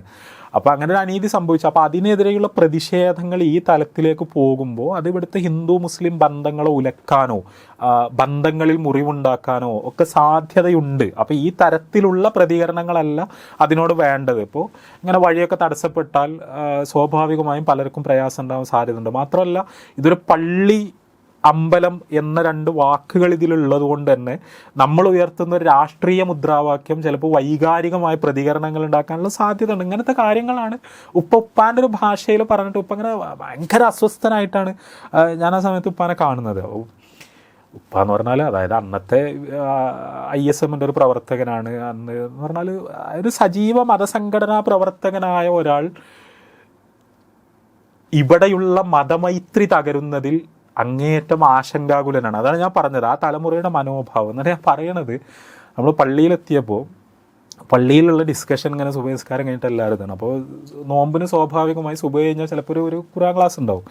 അപ്പോൾ ആ ക്ലാസ് എടുത്ത ആൾ അന്ന് വളരെ വൈകാരികമായി, അതായത് ആ റോഡിൽ നടന്നുകൊണ്ടിരിക്കുന്ന ഈ കാര്യത്തിനെ പറ്റി, അത് നമ്മളുടെ നാട്ടിലെ ഒരു സോഷ്യൽ ഫാബ്രിക്കിന് ഹാനികരമായി തീരുമോ, ഇവിടെ ഹിന്ദു മുസ്ലിം മൈത്രിയിൽ വിള്ളൽ വീഴ്ത്താൻ സാധ്യതയുള്ള പ്രതികരണങ്ങളാണ്, അങ്ങനത്തെ പ്രതികരണങ്ങളിലേക്ക് പോകരുത് എന്നൊക്കെ വളരെ ശക്തമായി അദ്ദേഹം പള്ളിയിൽ നിന്ന് പ്രസംഗിക്കുകയും, അങ്ങനെ ഇദ്ദേഹത്തിൻ്റെ ക്ലാസ് കഴിഞ്ഞപ്പോൾ പള്ളിയിൽ നിസ്കരിക്കാൻ വന്നിരുന്ന ആൾക്കാരെല്ലാവരും കൂടി പിന്നെ ബക്കറ്റിൽ കുറേ വെള്ളമൊക്കെ എടുത്തിട്ട് ഈ റോഡിലേക്ക് ആണ്ട് ചെല്ലുകയും, എന്നിട്ട് അവിടെ ഉണ്ടായിരുന്ന NDFൻ്റെ പ്രവർത്തകരോട് അവർ പിന്നെ നിങ്ങൾ ചെയ്യുന്നത് ശരിയല്ല എന്ന അർത്ഥത്തിൽ സംസാരിക്കുകയും, ഇവർ ഈ തീ കെടുത്താൻ വേണ്ടി ശ്രമിക്കുകയും. അപ്പോൾ ഞാനൊക്കെ ആ കൂട്ടത്തിലുണ്ട്, ഒരു കുട്ടി എന്നുള്ളതൊക്കെ ഇത് കണ്ടുകൊണ്ട് ആ കൂട്ടത്തിലുണ്ട്.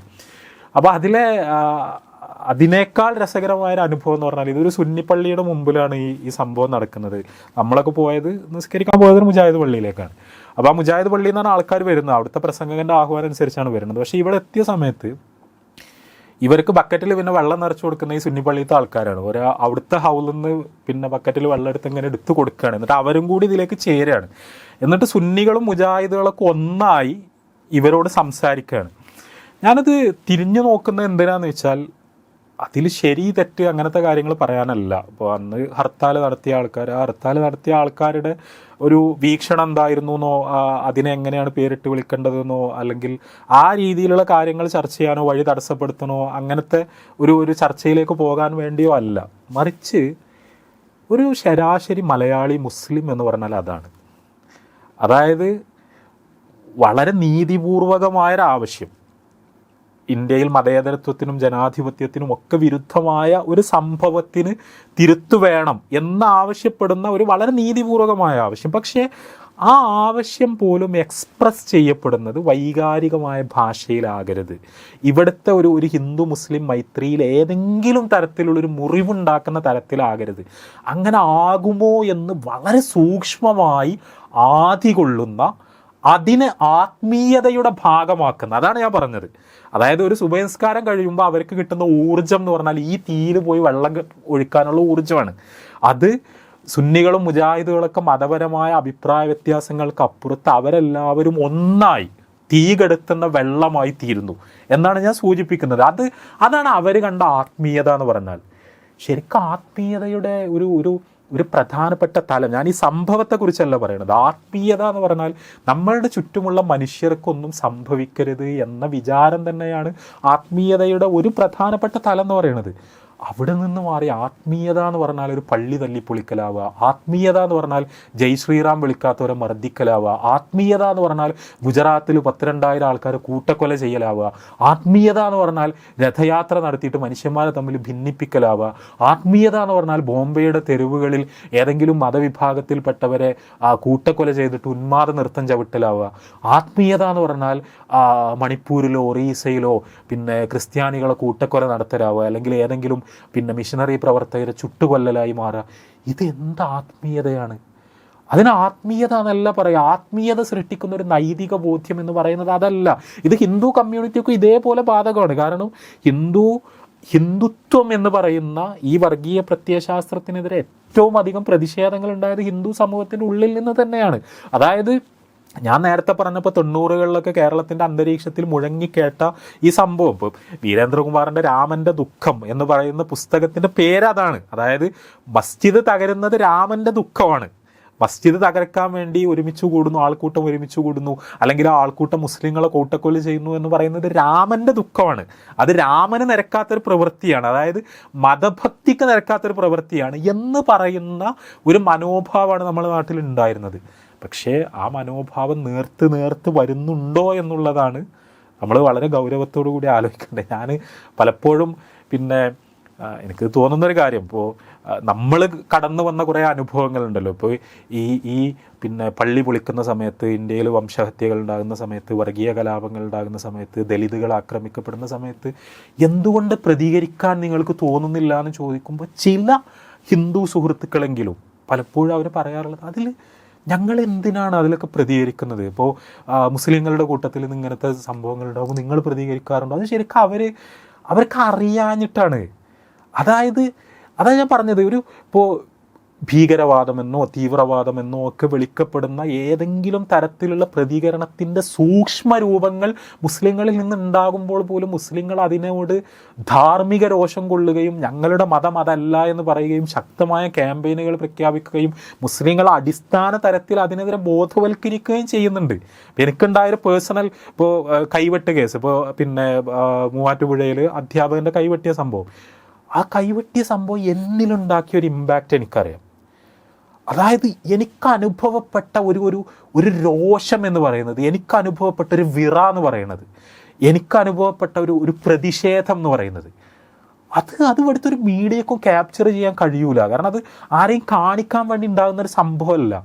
കാരണം അതുണ്ടാക്കിയൊരു സങ്കടം എന്ന് പറഞ്ഞാൽ, അതുണ്ടാക്കിയൊരു ദുഃഖം എന്ന് പറഞ്ഞാൽ, ഒന്ന് ജനാധിപത്യ വിരുദ്ധമായ നിയമവിരുദ്ധമായൊരു കാര്യം നടന്നു എന്നതോടൊപ്പം അതിന് എൻ്റെ പ്രിയപ്പെട്ട പ്രവാചകനെയും എൻ്റെ പ്രിയപ്പെട്ട വേദഗ്രന്ഥത്തെയും അതിനനുകൂലമായി വ്യാഖ്യാനിക്കാനുള്ള ശ്രമമുണ്ടായി എന്ന് പറയുന്നത് അത്രയും വലിയ ആഘാതം എന്നിലുണ്ടാക്കിയത്.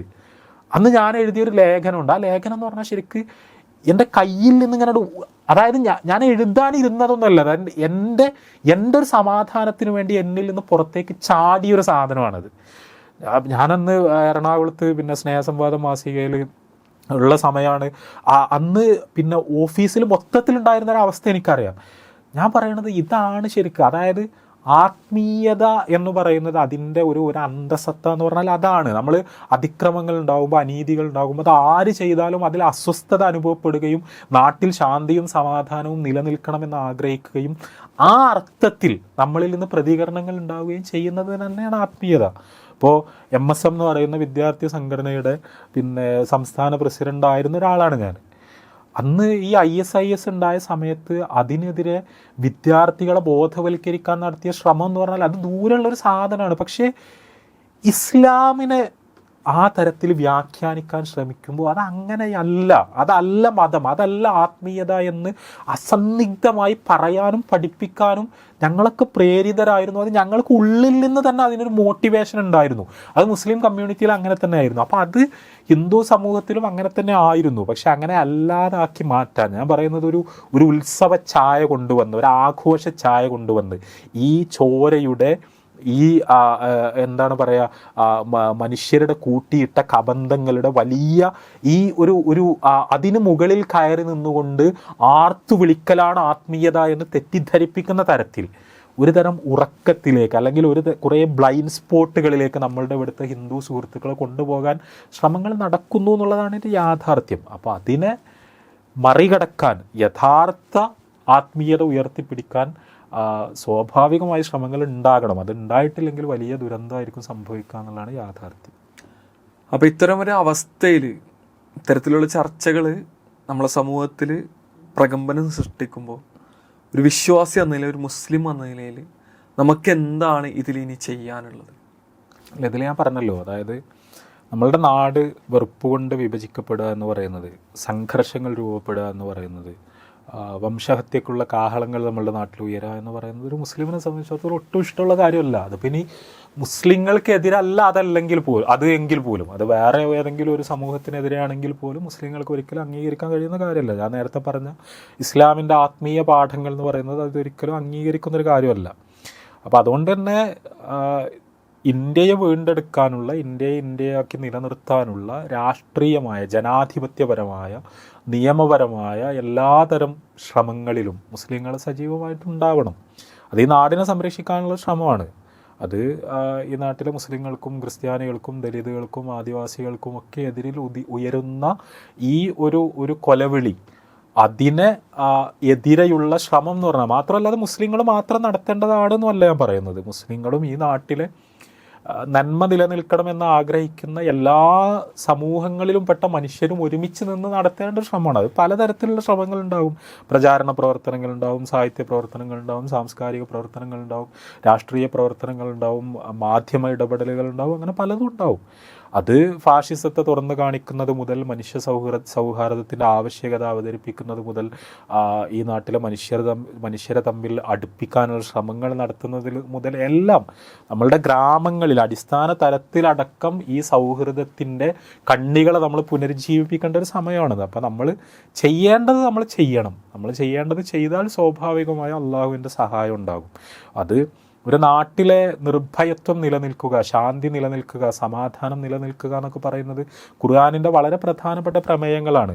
അപ്പോൾ ഇബ്രാഹിം നബി അലൈഹി സ്വലാത്തു വസ്സലാം മക്കയിലേക്ക് വന്ന് പിന്നെ അവിടെ കഅബ ഉണ്ടാക്കുന്ന സമയത്ത് അദ്ദേഹം നടത്തുന്ന പ്രാർത്ഥനയെല്ലാം ഖുർആൻ ഉദ്ധരിക്കുന്നുണ്ട്. അപ്പോൾ അത് ആ നാട്ടിലെ ജനങ്ങൾക്ക് ഭക്ഷണം കിട്ടണമെന്ന് അള്ളാഹുവിനോട് പറയുന്നതോടൊപ്പം, അതായത് അവിടെ ആ നാട്ടിലെ പട്ടിണി ഇല്ലാതിരിക്കണം എന്ന് പ്രാർത്ഥിക്കുന്നതോടൊപ്പം ഇബ്രാഹിം നബി അലൈഹി സ്വലാത്തു വസ്സലാം പ്രാർത്ഥിക്കുന്നത് അതൊരു നിർഭയത്വമുള്ള നാടായി മാറണം, ശാന്തിയുള്ള, ആളുകളോട് അതിക്രമം പ്രവർത്തിക്കപ്പെടാത്തൊരു നാടായി മാറണം. അതാണ് ഒരു ആത്മീയത എന്ന് പറഞ്ഞാൽ അതാണ്. ഒരു നാടിനെക്കുറിച്ചുള്ളൊരു വിഭാവനം എന്ന് പറയുന്നത് അതാണ്.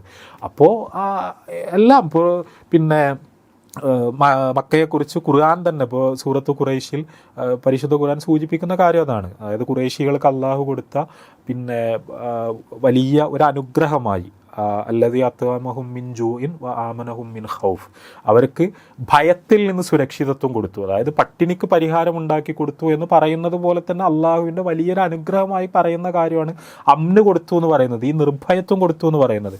അപ്പോൾ ആ ഒരു സംഭവം ഇപ്പോൾ റസൂലുള്ളാഹി സ്വല്ലല്ലാഹു അലൈഹി വസല്ലമയുടെ ജീവിതചര്യ, പരിശുദ്ധ ഖുർആനിൻ്റെ ആയത്തുകൾ, അതൊക്കെ എത്ര വചനങ്ങൾ വേണമെങ്കിലും നമുക്കിതിൽ ഉദ്ധരിക്കാൻ കഴിയും. ഒരു നാട്ടിൽ നിർഭയത്വം നിലനിൽക്കുക, ഒരു നാട്ടിൽ അതിക്രമങ്ങൾ ഇല്ലാതിരിക്കുക എന്നത്, അതിനുവേണ്ടി പ്രവർത്തിക്കുക എന്നതും അതിനുവേണ്ടി പ്രാർത്ഥിക്കുക എന്നതും ഒരു മുസ്ലിമിൻ്റെ വളരെ അടിസ്ഥാനപരമായൊരു കർത്തവ്യമാണ്. അതുകൊണ്ട് തന്നെ ആ തരത്തിലുള്ള എല്ലാ പ്രവർത്തനങ്ങളിലും മുസ്ലിങ്ങൾ ഉണ്ടാവണം. അതോടൊപ്പം ഇവിടെ സാമൂഹിക ധ്രുവീകരണം ഉണ്ടാക്കുന്ന ഒന്നും ചെയ്യാതിരിക്കുക, നാടിനെ നശിപ്പിക്കുന്ന ഒന്നും ചെയ്യാതിരിക്കുക എന്ന് പറയുന്നതും മുസ്ലിങ്ങളെ സംബന്ധിച്ചിടത്തോളം ആത്മീയമായൊരു ബാധ്യതയാണ്.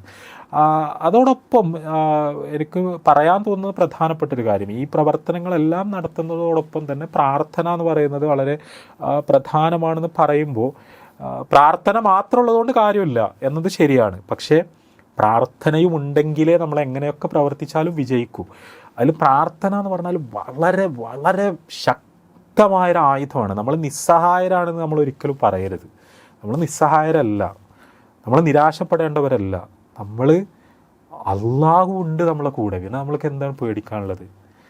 നമ്മൾ അള്ളാഹുവിൻ്റെ മുമ്പിൽ കരഞ്ഞ് പ്രാർത്ഥിക്കുകയും ആത്മാർത്ഥമായി ഈ നാട്ടിലെ സൗഹൃദം നിലനിൽക്കാനും ഈ വിഷപ്രചാരണത്തിൽ നിന്ന് നാടിനെ രക്ഷിക്കാനും മറ്റു മനുഷ്യരോടൊപ്പം ഒരുമിച്ച് പ്രവർത്തിക്കുകയും ചെയ്താൽ തീർച്ചയായും വലിയ മാറ്റങ്ങൾ ഉണ്ടാക്കാൻ നമ്മൾക്ക് പറ്റും. അതിൽ പ്രാർത്ഥിക്കുക എന്ന് പറയുമ്പോൾ രണ്ട് തരത്തിലാണ്. ഒന്നെന്താ വെച്ചാൽ നാടിന് പൊതുവിൽ സമാധാനം നിലനിൽക്കാനും നാട്ടിൽ സൗഹൃദം നിലനിൽക്കാനും മനുഷ്യ മൈത്രി നിലനിൽക്കാനുമുള്ള പ്രാർത്ഥന എന്ന് പറയുന്നത് ഒരു മുസ്ലിമിൻ്റെ ബാധ്യതയാണ്. ഞാൻ സൂചിപ്പിച്ച പോലെ നാടിൻ്റെ നന്മ ആഗ്രഹിക്കുക എന്നുള്ളത്. അതോടൊപ്പം മുസ്ലിങ്ങളുടെ നന്മയ്ക്ക് വേണ്ടി, മുസ്ലിങ്ങളുടെ സുരക്ഷിതത്വത്തിന് വേണ്ടി പ്രാർത്ഥിക്കുക എന്ന് പറയുന്നത്, അങ്ങനെ ഒരു ഉമ്മത്ത് എന്ന് പറയുന്ന ഒരു വികാരം ഇസ്ലാം നമ്മൾക്ക് പഠിപ്പിച്ചു തരുന്നൊരു കാര്യമാണ്. അത് ഒട്ടും ചെറിയൊരു കാര്യമല്ല. ഒരു മുസ്ലിം എന്ന് പറഞ്ഞാൽ ശരിക്ക് എന്നെക്കുറിച്ച് മാത്രം ചിന്തിച്ചിട്ട് എനിക്ക് മുസ്ലിം ആവാൻ കഴിയൂല. അതായത് എൻ്റെ കൂടെയുള്ള മറ്റ് മുസ്ലിങ്ങളെ പറ്റി എന്നെപ്പറ്റി ചിന്തിക്കുന്ന പോലെ തന്നെ ഞാൻ ചിന്തിക്കുമ്പോഴേ എനിക്ക് ശരിക്കും ഇസ്ലാമിൻ്റെ മധുരം അനുഭവിക്കാൻ കഴിയും. അങ്ങനെ നമ്മൾ പറയുന്ന ഒരു വിശ്വാസ സാഹോദര്യം എന്ന് പറയുന്നത് ശക്തമായി ഊന്നി പറയുന്നൊരു മതമാണ് ശരിക്കും ഇസ്ലാം എന്ന് പറയുന്നത്. ആ ഒരു ഉമ്മത്തിൻ്റെ ശരീരം റസൂലുള്ളാഹി സ്വല്ലല്ലാഹി അലൈഹി വസല്ലം പറഞ്ഞല്ലോ, മുസ്ലിങ്ങൾ എന്ന് പറഞ്ഞാൽ ഒറ്റ ശരീരം പോലെയാണ്. ആ ശരീരത്തിൻ്റെ ഏതെങ്കിലും ഒരു ഭാഗത്ത് എന്തെങ്കിലും ഒരു ഇതുണ്ടായാൽ ആ ശരീരത്തിനെ മൊത്തം ബാധിക്കും എന്ന് റസൂലുള്ളാഹി സ്വല്ലല്ലാഹി അലൈഹി വസല്ലം പറയുന്നത് വളരെ മനോഹരമായൊരു ഉപമയാണ്. അപ്പോൾ അത് എന്ന് പറഞ്ഞാൽ ഇന്ത്യയിലെ മുസ്ലിങ്ങളുടെ പ്ലൈറ്റ്, ഇന്ത്യയിലെ മുസ്ലിങ്ങൾ അനുഭവിച്ചുകൊണ്ടിരിക്കുന്ന പ്രയാസങ്ങൾ, അല്ലെങ്കിൽ ഇപ്പോൾ ഇന്ത്യക്ക് വന്നുകൊണ്ടിരിക്കുന്ന മാറ്റങ്ങൾ നമ്മളെ അല്ലെങ്കിൽ പോലും ഉത്തരേന്ത്യയിലൊക്കെ മുസ്ലിങ്ങളെ എങ്ങനെ ബാധിക്കും, അല്ലെങ്കിൽ ഭാവി മുസ്ലിം തലമുറകളെ എങ്ങനെ ബാധിക്കും എന്ന് ചിന്തിക്കാനുള്ളൊരു ഉത്തരവാദിത്വം, അതിൽ വേദന തോന്നാനുള്ളൊരു ഉത്തരവാദിത്വം, അതിൽ ആശങ്ക തോന്നാനുള്ളൊരു ഉത്തരവാദിത്വം ശരിക്കും എല്ലാ മുസ്ലിങ്ങൾക്കും ഉണ്ട്. അല്ലാതെ നമ്മളെ സേഫ് സോണിൽ ഇരുന്ന് അതിനെപ്പറ്റി ബോധേഡാവാതിരിക്കുക എന്ന് പറയുന്നത് യഥാർത്ഥത്തിൽ ഇസ്ലാമിക പാഠങ്ങൾക്കൊന്നും നിരക്കുന്നൊരു കാര്യമല്ല. ഇപ്പോൾ കെ എം മൗലവി സാഹിബിനെ കുറിച്ച് പിന്നെ അദ്ദേഹത്തെ അടുത്തറിഞ്ഞിരുന്ന ഒരാൾ എനിക്ക് പറഞ്ഞു തന്നൊരു ഉദാഹരണം, അതായത് കെ എം മൗലവിയുടെ മനോഭാവം മനസ്സിലാകാൻ വേണ്ടി പറഞ്ഞു തന്നൊരു ഉദാഹരണമാണ്. അതായത് ആഫ്രിക്കയിലൊരു മുസ്ലിമിൻ്റെ കാലിൽ മുള്ളു കുത്തിയെന്ന് കേട്ടാൽ കെ എം മൗലവി അറിയാതെ കാലിൽ തടവിപ്പോവും എന്ന് പറഞ്ഞാൽ ആ വേദന അദ്ദേഹം ശരിക്കും അനുഭവിക്കും. അത് കേൾക്കുമ്പോഴേക്ക് ആ വേദന സ്വന്തം ശരീരത്തിൽ അനുഭവിക്കും അദ്ദേഹം. അതാണ് ഒരു മുസ്ലിമിൻ്റെ ഉമ്മത്ത് ബോധം എന്ന് പറയുന്ന സാധനം. അതാണ് ആ ഒരു ബോധം നമ്മുടെ പ്രാർത്ഥനകളിൽ പ്രതിഫലിക്കുന്നുണ്ടോ എന്നുള്ളത് പ്രധാനപ്പെട്ട കാര്യമാണ്.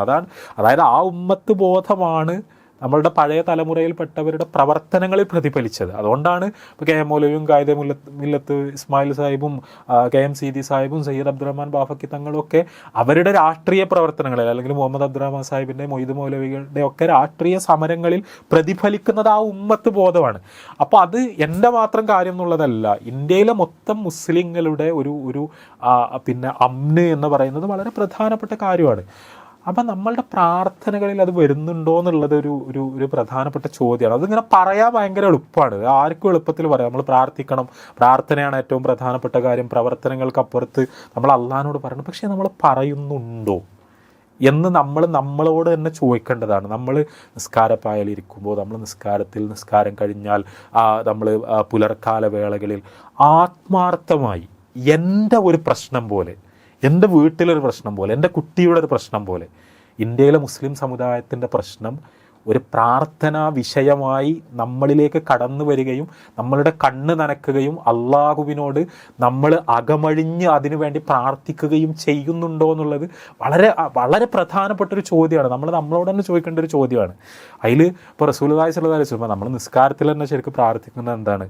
അസ്സലാമു അലൈനാ വഅലാ ഇബാദില്ലാഹി സ്വാലിഹീൻ, പടച്ചോനെ എനിക്ക് രക്ഷ ഉണ്ടാകണം, നിന്റെ സ്വാലിഹികളായ അടിമകൾക്കെല്ലാം അവരുടെ എല്ലാം മേൽ സലാം ഉണ്ടാകണം എന്നാണ് നമ്മൾ പ്രാർത്ഥിക്കുന്നത്. അതായത് നമ്മൾക്ക് വേണ്ടി മാത്രം പറയാന്നുള്ളതല്ല, മൊത്തം മുസ്ലിങ്ങൾക്ക് വേണ്ടി പറയാന്നുള്ളത്. ഇപ്പോൾ മയ്യത്ത് നിസ്കാരത്തിൽ റസൂലുള്ളാഹി സ്വല്ലല്ലാഹി അലൈഹി വസല്ലം പ്രാർത്ഥിച്ചിരുന്ന ഒരു പ്രാർത്ഥന ഹദീസ് ഗ്രന്ഥങ്ങളിൽ നമുക്ക് കാണാൻ പറ്റും. അല്ലാഹുമ്മ ഗഫിർലി ഹയ്യിനാ വ മയ്യിത്തിനാ, അള്ളാഹുവെ ഞങ്ങളുടെ കൂട്ടത്തിൽ ജീവിച്ചിരിക്കുന്ന ആൾക്കാർ, മരിച്ചിരിക്കുന്ന ആൾക്കാർ, മരിച്ചുപോയ ആൾക്കാർ, അവർക്കൊക്കെ നീ പുറത്തു കൊടുക്കണേ.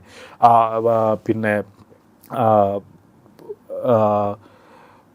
സ്വൈരിന വ കബീരിന, ഞങ്ങളുടെ കൂട്ടത്തിലെ ചെറിയ ആൾക്കാർക്ക്, വലിയ ആൾക്കാർക്ക്. അതേപോലെ റസൂലുള്ളാഹി സ്വല്ലല്ലാഹി അലൈഹി വസല്ലമ പിന്നെ ദക്കരിന വ ഉൻസാന, ഞങ്ങളുടെ കൂട്ടത്തിലെ ആണുങ്ങൾക്ക്, പെണ്ണുങ്ങൾക്ക്. ഷാഹിദിന വ വൈബിന, ഞങ്ങളുടെ കൂട്ടത്തിൽ ഇപ്പോൾ ഇവിടെ ഉള്ള ആൾക്കാർക്ക്, ഹാജരായ ആൾക്കാർക്ക്, ഇവിടെ ഹാജരില്ലാത്ത ആൾക്കാർക്ക്. ഒരു മയ്യത്ത് നിസ്കാരത്തിലെ പ്രാർത്ഥനയാണത്. അതിൽ ഏത് മുസ്ലിമോ പിന്നെ പെടാത്തത്? റസൂലുള്ളാഹി സ്വല്ലല്ലാഹി അലൈഹി വസല്ലം പ്രാർത്ഥിക്കുന്നതെന്ന് പറഞ്ഞാൽ അവിടെ പിന്നെ ജീവിച്ചിരിക്കുന്ന മുസ്ലിങ്ങൾ, മരിച്ചുപോയ മുസ്ലിങ്ങൾ, ചെറിയ മനുഷ്യന്മാർ, വലിയ മനുഷ്യന്മാർ, പിന്നെ പെണ്ണുങ്ങൾ, ആണുങ്ങൾ, ഇവിടെ ഹാജരുള്ളവർ, ഹാജരില്ലാത്തവർ, എല്ലാ മുസ്ലിങ്ങൾക്കും പാപമോചനം നൽകണേ എന്നാണ് അള്ളാഹുവിനോട് പ്രാർത്ഥിക്കുന്നത്. ഞാൻ സൂചിപ്പിക്കുന്നത് ഈ ഒരു മനോഭാവമാണ്. അപ്പോൾ അള്ളാഹുവിൻ്റെ മുന്നിലെത്തുമ്പോൾ എൻ്റെ വീട്ടുകാരെ പോലെ, ലോക മുസ്ലിം ഉമ്മത്തിനെ എനിക്ക് അനുഭവപ്പെടുകയും എൻ്റെ കൽബിലും നാവിലും അത് അങ്ങനെയായി തീരുകയും ചെയ്യുന്ന ഒരവസ്ഥ എന്ന് പറയുന്നത് ഖുർആൻ നമ്മളോട് റസൂലുള്ളാഹി സ്വല്ലല്ലാഹു അലൈഹി വസല്ലമയും ഖുർആൻ നമ്മളോട് ആവശ്യപ്പെടുന്ന ഒരു കാര്യമാണ്. അപ്പോൾ അതുകൊണ്ട് നമ്മളൊക്കെ പ്രാർത്ഥിക്കുക എന്ന് പറയുക, പ്രാർത്ഥിക്കണം എന്ന് പ്രസംഗിക്കുക എന്നതിനപ്പുറത്ത് ശരിക്കും ഇന്ത്യയിലെ മുസ്ലിങ്ങൾക്ക് വേണ്ടി, ഇന്ത്യക്ക് വേണ്ടി, ഇന്ത്യയിലെ എല്ലാ മനുഷ്യർക്കും സൗഹൃദത്തോടെയും ശാന്തിയോടെയും ജീവിക്കാൻ കഴിയുന്ന ഒരവസ്ഥയ്ക്ക് വേണ്ടി നമ്മൾക്ക് ആ തരത്തിൽ പ്രാർത്ഥിക്കാൻ കഴിയുന്നുണ്ടോ എന്ന് എല്ലാ മുസ്ലിങ്ങളും സ്വയം ചോദിക്കേണ്ടതാണ്. നമ്മളുടെ എല്ലാ തിരക്കുകളുടെ ഇടയിലും അങ്ങനെ ഒരു പ്രാർത്ഥന, ഇപ്പോൾ ഉംറക്കൊക്കെ പോകുന്ന ആൾക്കാരുണ്ട്, എത്രയോ ഉംറക്ക് പോകുന്ന ആൾക്കാരുണ്ട്. നമ്മളുടെ തൊവാഫിനിടയിൽ, നമ്മളുടെ സഈനിടയിൽ ഇത് നമ്മളുടെ മനസ്സിലേക്ക് കടന്നു വരുന്നുണ്ടോ? ആ കടന്നു വരുന്നുണ്ടോ എന്ന് വെച്ചാൽ അത് നമ്മൾ മനസ്സിലാക്കുക. അതിപ്പോൾ ഈ ഉമ്മത്തിനെ പറ്റിയൊന്നും നമ്മൾ പറഞ്ഞിട്ടില്ലെങ്കിൽ പോലും നമ്മളെ അടക്കം ബാധിക്കുന്നൊരു വിഷയമാണിത്. നമ്മളുടെ കുട്ടികൾക്ക് ജീവിക്കേണ്ട അവിടെ, നമ്മളുടെ അടുത്ത തലമുറയെ പറ്റി ആലോചിക്കണ്ടേ? ആ തലമുറക്ക് ഏത് ഇന്ത്യയിലാണ് ജീവിക്കേണ്ടത് എന്നുള്ളതിനെ പറ്റി നമ്മൾ ആലോചിക്കണ്ടേ? അത് ഞാൻ പറഞ്ഞത് മുസ്ലിം കുട്ടികൾ മാത്രമല്ല, ഇവിടെ എല്ലാ കുട്ടികളും, ആ കുട്ടികൾ നമ്മളൊക്കെ ജീവിച്ച പോലെ ഒരു മനോഹരമായ നാട്ടിൽ അവർക്കും ജീവിക്കണ്ടേ? അപ്പോൾ നമ്മൾ അതിനു വേണ്ടി പ്രവർത്തിക്കുക എന്നുള്ളതോടൊപ്പം അതിനുവേണ്ടി പ്രാർത്ഥിക്കുക എന്ന് പറയുന്നത് വളരെ പ്രധാനപ്പെട്ട കാര്യമാണ്. ആ പ്രാർത്ഥന നമ്മളുടെ ഹൃദയം തൊട്ട് എപ്പോഴും ഉണ്ടാകുക എന്നുള്ളത് വളരെ പ്രധാനപ്പെട്ട ഒരു കാര്യമാണ്. അത് നമ്മളോട് ഇസ്ലാം ആവശ്യപ്പെടുന്നതാണ്. അങ്ങനെ പ്രാർത്ഥിച്ചും പ്രവർത്തിച്ചും ഒക്കെ നമ്മൾ മുന്നോട്ട് പോയാൽ തീർച്ചയായും ഇതിന് മാറ്റമുണ്ടാകും എന്ന് തന്നെയാണ് നമ്മൾ വിചാരിക്കേണ്ടത്. കാരണം അതിന് പടച്ചോൻ്റെ പദ്ധതികൾക്ക് അപ്പുറത്തൊന്നും അല്ല ലോകത്ത് ഒരു ഫാഷിസ്റ്റ് എന്ന് പറയുന്നതും. ആ ഒരു ആത്മവിശ്വാസമാണ് നമ്മൾക്ക് ഉണ്ടാവേണ്ടത്. നമ്മൾ നിരാശപ്പെടേണ്ടവരോ ചകിതരാവേണ്ടവരോ എല്ലാം കഴിഞ്ഞു എന്ന് വിചാരിക്കേണ്ടവരോ ചരിത്രത്തിൻ്റെ അവസാനമായി എന്ന് തെറ്റിദ്ധരിക്കേണ്ടവരൊന്നും അല്ല.